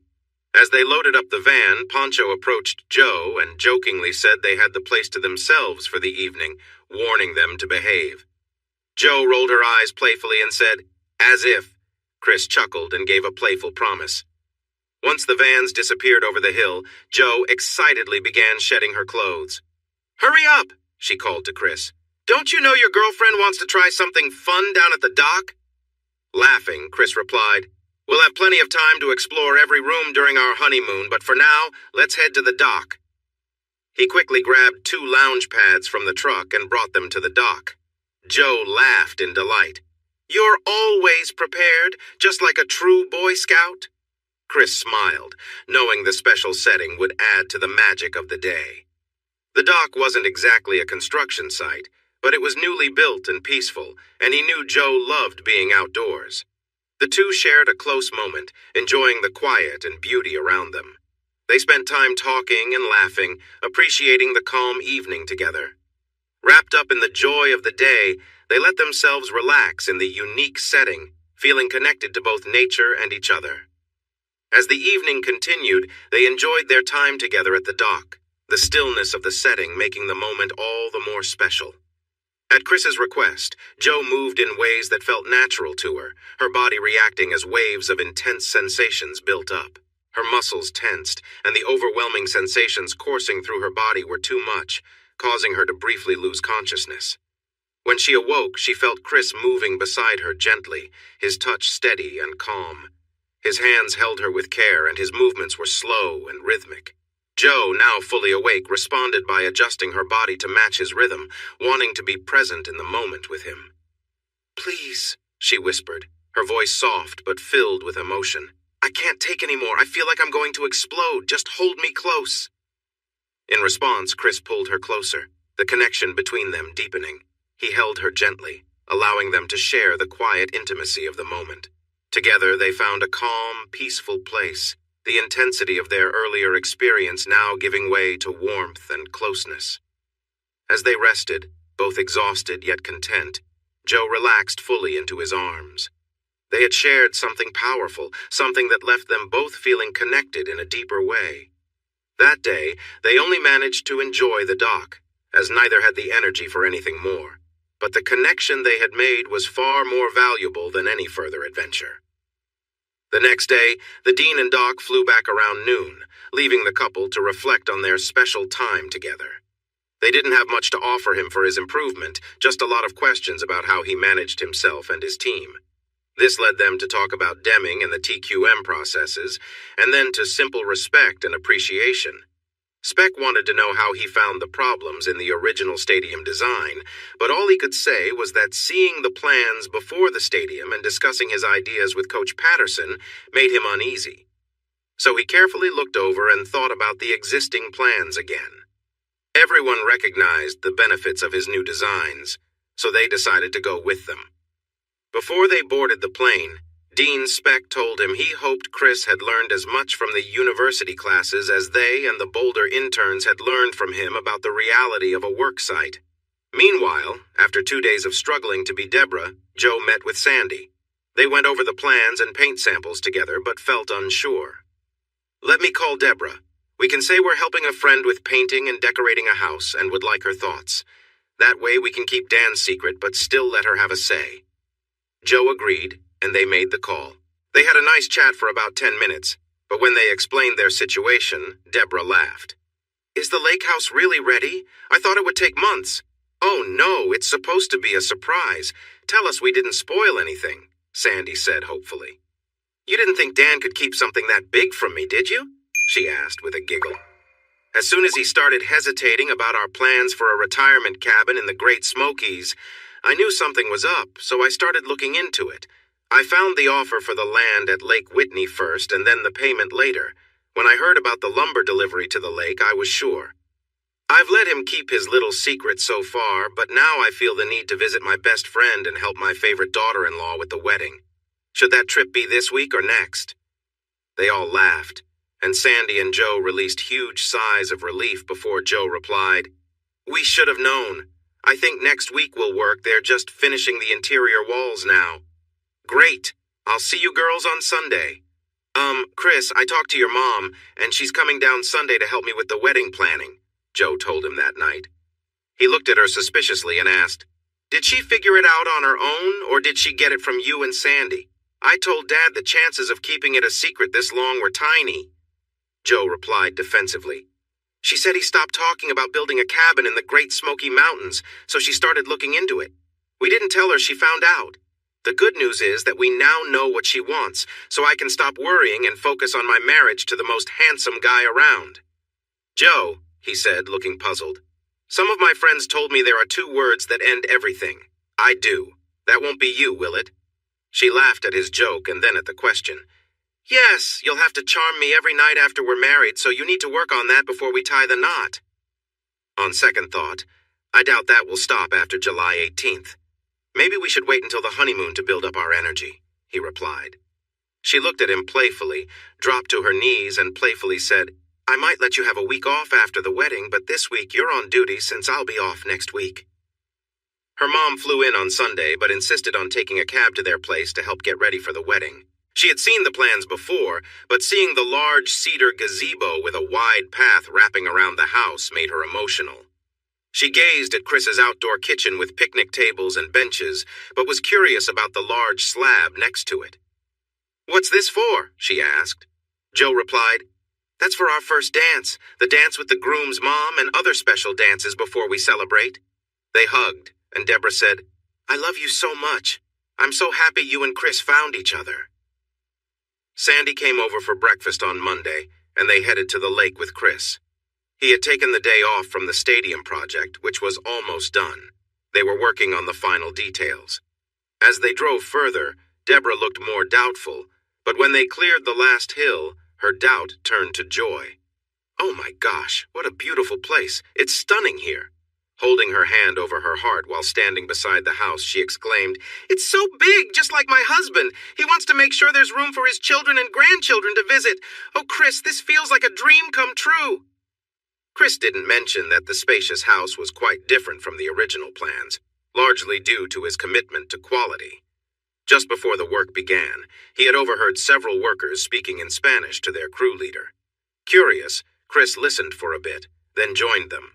He asked what was going on, and Esteban explained that they thought he could add a patio and a large room under the house by moving the foundation a little further south along the hill. He really liked the idea, so the conversation went on until he understood their plan well. He was so excited that he redrew the house plans. They also created a winding path on the steep hill between the house and the boathouse, based on a suggestion from a concrete worker. There was a big fireplace on the west wall of the living area, thanks to an idea from a stone worker. The fireplace was made of the same local stone as the house, and the mantel was made from a large mesquite log that someone had carefully shaped and polished. The beautiful dark red wood with yellow patterns caught your eye right away when you entered, blending nicely with the wooden walls in the living and dining rooms. The drywall was up, and the stone workers were putting the stone on the outside, while the tile workers were busy inside, starting from the back and moving to the front. Luckily, Deborah loved the tile choices as much as Joe and Sandy had, so they spent their time picking out colors for the painted walls, the blinds and curtains, the light fixtures, the appliances, the furniture, and the rugs they needed. While they were having lunch at a picnic table on the large porch that faced south, Deborah received a call. She happily answered, "Hi, my dear. How's work going?" "Sandy and I are helping Joe with some last-minute details. Do you need anything?" "I don't think we can do a video call here. My signal isn't very good." "No, of course not. I told you why I was coming down here. Why are you acting so suspicious?" "Because I'm right behind you, and I don't think you're really in the yard working on the wedding, are you?" Dan said loudly. She gasped, dropped her phone, and jumped into her husband's arms. "I love you so much. This is the best surprise ever. I just love our retirement home." Joe and Sandy looked puzzled, but Chris smiled knowingly. He glanced at them and said, "He knows her too well. He saw right through her story and called me. Now we have both consultants here. I hope they don't slow us down too much." Dan was not bothered by the changes. He was thrilled. He promised another bonus to the workers who had offered ideas and made those changes happen, and he said a larger bonus was waiting for everyone if the house was completely finished and everything removed from the site by July 10th. With both owners present, decisions were made quickly, and the crews appreciated their positive attitudes and the bonuses for finishing early. Chris and Joe handed Dan and Deborah the keys to the Jeep and left the lake house in their care. Deborah and Sandy had a great time working together on the design and choosing furniture, while Dan enjoyed working directly with the skilled workers for a change. The final tasks at the stadium were almost done, and the management had already said they would gladly accept the project once those were finished. At home, Chris, Pancho, Roberto, and a few others were finishing up under Joe's careful watch. Dr. Laurie and Dean Speck had approved the hours Chris arranged for his leadership at the site, and he had submitted his final paper in one class and completed the required project in another. As June ended, all that was left was for him to get passing grades in those two classes. Then he would earn his master's degree in architectural engineering. His vacation was scheduled to start the Monday before their wedding and would last for 2 weeks after.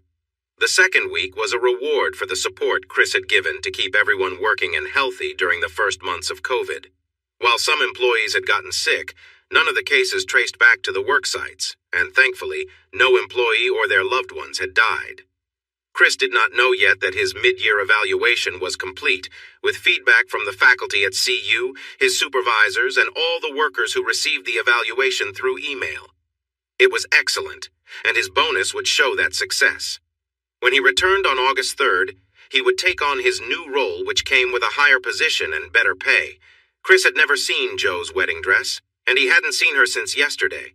She had even stayed with Donna after they returned from the fun party at Sandy's, which included gifts and fun surprises. There were some silly gifts and things Joe wondered if she'd ever be bold enough to wear in front of anyone except her husband. It turned out Sally was not the only one who knew funny jokes, and hearing them from Deborah and Sandy made them even more amusing. Chris's gathering with friends was not exciting either, as it took place outside at the kitchen area and involved his dad, his bosses, and workers who wanted to join. There was a small keg, but they hardly consumed it, mostly thanks to Pancho and the single crew members. He did receive a few amusing gifts, plenty of free advice, which was worth what he paid for it, and many new jokes that were sometimes cheeky. Now, on July 18th, he stood in the center of the gazebo with Father Joseph standing above on a platform that covered the hot tub's pipes and wires that would be installed next week.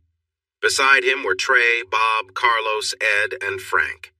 As Beethoven's Moonlight Sonata played, the bridal party walked in one by one, starting with Diane, then Kate, followed by Sandy, Deborah, Sally, and Donna. They all looked beautiful, graceful, and in tune with the music. When Donna took her place in the gazebo, the music stopped. There was a pause for about 20 seconds, and then Dan walked in proudly, with Joe, a lovely sight in white, on his arm. Joe usually wore little makeup, but her bridesmaids had convinced her to wear some tonight. The makeup was simple, but the mascara and glitter eyeliner made her bright green eyes truly eye-catching. Her shoulders were bare, and the satin and lace dress fit her nicely, showing off her figure in a lovely yet modest way. It hugged her chest and small waist before flaring out over her hips, stopping just above her knees. She wore a short veil. Her legs were covered in white thigh-high stockings, and she had on white sandals with tall heels. Joe's only jewelry was a pair of diamond stud earrings, a ruby necklace, and a white gold anklet that Chris had given her. About 200 guests filled the lawn, spread out for social distancing, as Schubert's Ave Maria played on the piano and was sung by the choir leader. Dan looked very proud, but most people didn't notice him once they saw the stunning woman in white. At just 19 years old, and only a year and a half from her tough beginnings, she owned the moment. Her eyes were focused on her fiancé, her steps were graceful, and she walked down the pathway with a beaming smile like a princess. When they reached the gazebo, the priest asked, "Who gives this woman to be married?" A calm voice from a laptop on the gazebo answered, "I, her mother, do." Dan stepped back to take his place as best man. They chose a traditional ceremony, and Father Joseph led it with confidence. When the time came, he paused and said to the crowd, "I must admit something. I jokingly asked Miss Kennedy for a musical contribution before I would conduct this ceremony. I know that wasn't right, but when you hear her sing, you'll see why I believe I will be forgiven. I now present Amy Jo Kennedy." Jo turned to face the guests and the laptop. She had worried about what might go wrong, but after hours of practice with the choir leader and pianist, she felt ready to face her fears. She raised her hand to signal the pianist to stop and spoke to the audience. "I think many of you know how we met and how our love grew from that moment. Mr. and Mrs. Ellison, Mr. and Mrs. Beck, and my wonderful soon-to-be in-laws, Deborah and Dan Alexander, all believe that our meeting was meant to happen. The more I learn about my husband, the more I believe they are right. When I sing, please know that I aim to honor the one who brought us together. I'm not a professional singer, in fact. I've never performed alone in front of an audience before. Yet, I want to offer this to him, in thanks and praise for everything he has done for me, and for bringing Christian Michael Alexander into my life." The pianist began to play, and Jo's beautiful voice joined in perfectly. "O Lord my God, when I in awe think about all the worlds you have made, I see the stars, I hear the rolling thunder, your power shone throughout the universe. Then sings my soul, my Savior God, to you, how great you are, how great you are. Then sings my soul, my Savior God, to you, how great you are, how great you are." Chris had heard Jo sing many times and thought he knew what to expect, but like everyone else there, he stood amazed by her powerful and beautiful voice as she shared her praise. When she began the last verse, he felt a deep love for his wonderful bride. "And when Christ shall come with a shout and take me home, what joy will fill my heart. Then I shall bow in humble respect, and there proclaim my God. How great you are, then sings my soul, my Savior God, to you. How great you are, how great you are." When she finished, she blew a kiss to her mother and turned back to Chris. Their guests stood up together, showing their thanks with applause and cheers, and she saw tears in Chris's eyes. Looking around at the other men and at Father Joseph, she noticed they too were moved to tears by her song. Jo remained calm but squeezed Chris's hands and smiled at him. Father Joseph waited for the applause to end, raised his hands to the sky, smiled, and said, "Surely I am forgiven, Father." He then turned to Jo and said, "Thank you. Everyone here thanks you, and I'm sure the heavens above do too. That was simply amazing. And now let us start your wedding vows. Christian Michael, repeat after me. Amy Jo, repeat after me. By the powers given to me by the Episcopal Church and the state of Texas, I now pronounce you husband and wife. Christian, you may kiss your bride." The reception line was kept at a distance, so they spoke to and thanked each guest from 6 feet away. This reduced the closeness, but it also meant that those who might have tried to kiss the bride did not get the chance. Chris understood it was tradition, but he felt that his wife's kisses were only for him. Pancho had a secret of his own. He owned a food trailer. He had traded some work at a restaurant for the trailer with friends in South Texas who no longer needed it. He used it to feed his crew when they were working in the remote areas of Frontera County. He was a decent cook, but the team he had hired for the reception dinner included wives who were even better. So the beans, potato salad, coleslaw, and apple cobbler were made by them. Pancho did smoke the brisket using Chris's special sauce and his grill, and it turned out very tender. He happily received compliments and thanks. Guests moved their chairs from the gazebo area to tables placed under strings of party lights and lined up to be served before returning to their seats. The warden who allowed Joe's mom to join the wedding let her use a laptop in the prison library during the reception. In her mind, Josephine, or Josie, was a shining example of successful rehabilitation, and she planned to support her as much as possible, while also recording her progress to help secure more funding and slots for the program Josie was part of. While her daughter and the wedding party at the head table enjoyed their meal, Josie had a dinner from the prison cafeteria. The story of Joe and her cowboy had been shared during a visit, so as the guests sang their song, she felt emotional and cried, watching the couple share their first dance to the music played by Johnny Duncan and Janie Frick. When Chris invited her to dance while his dad was with the bride, she agreed, and they carried the laptops with them as they moved gently to the music. Deborah held the laptop while Chris and Joe ran through a shower of confetti to his decorated pickup, driving off with cans clinking behind them. She promised to visit Josie, encouraged her to stay strong, thanked her for raising such a wonderful young woman, and assured her they would take good care of her daughter until she was released. Both mothers cried, but only one felt deep sorrow, understanding that her daughter's strength was in spite of her own actions. When she closed the laptop, she rested her head on it and made a promise to herself and to God that she would stay strong and be the kind of grandmother Joe would want for her children. The honeymoon was everything one would expect from two young people in love. It exceeded Joe's hopes, and Chris admitted he would rather be with her than in any faraway place. The ring on her finger symbolized their bond, allowing her to experience profound joy with Chris. They left behind a few things untouched, having enjoyed their time together. When they came back, they opened many gifts and wrote thank you notes for each one. Finally, they reached the last gift, a small, flat, rectangular box addressed to Christian Michael Alexander. He looked confused, wondering why someone would send him a wedding gift by himself. Joe also looked uncertain, but there was a small smile on her lips. She got up and stood behind him while he opened the box. Inside was an empty case with a label that said it was for birth control, with dates for June 10th to July 9th, and a note saying no refills. Surprised, he turned around and stood up. "Joe, does that mean what I think it means?"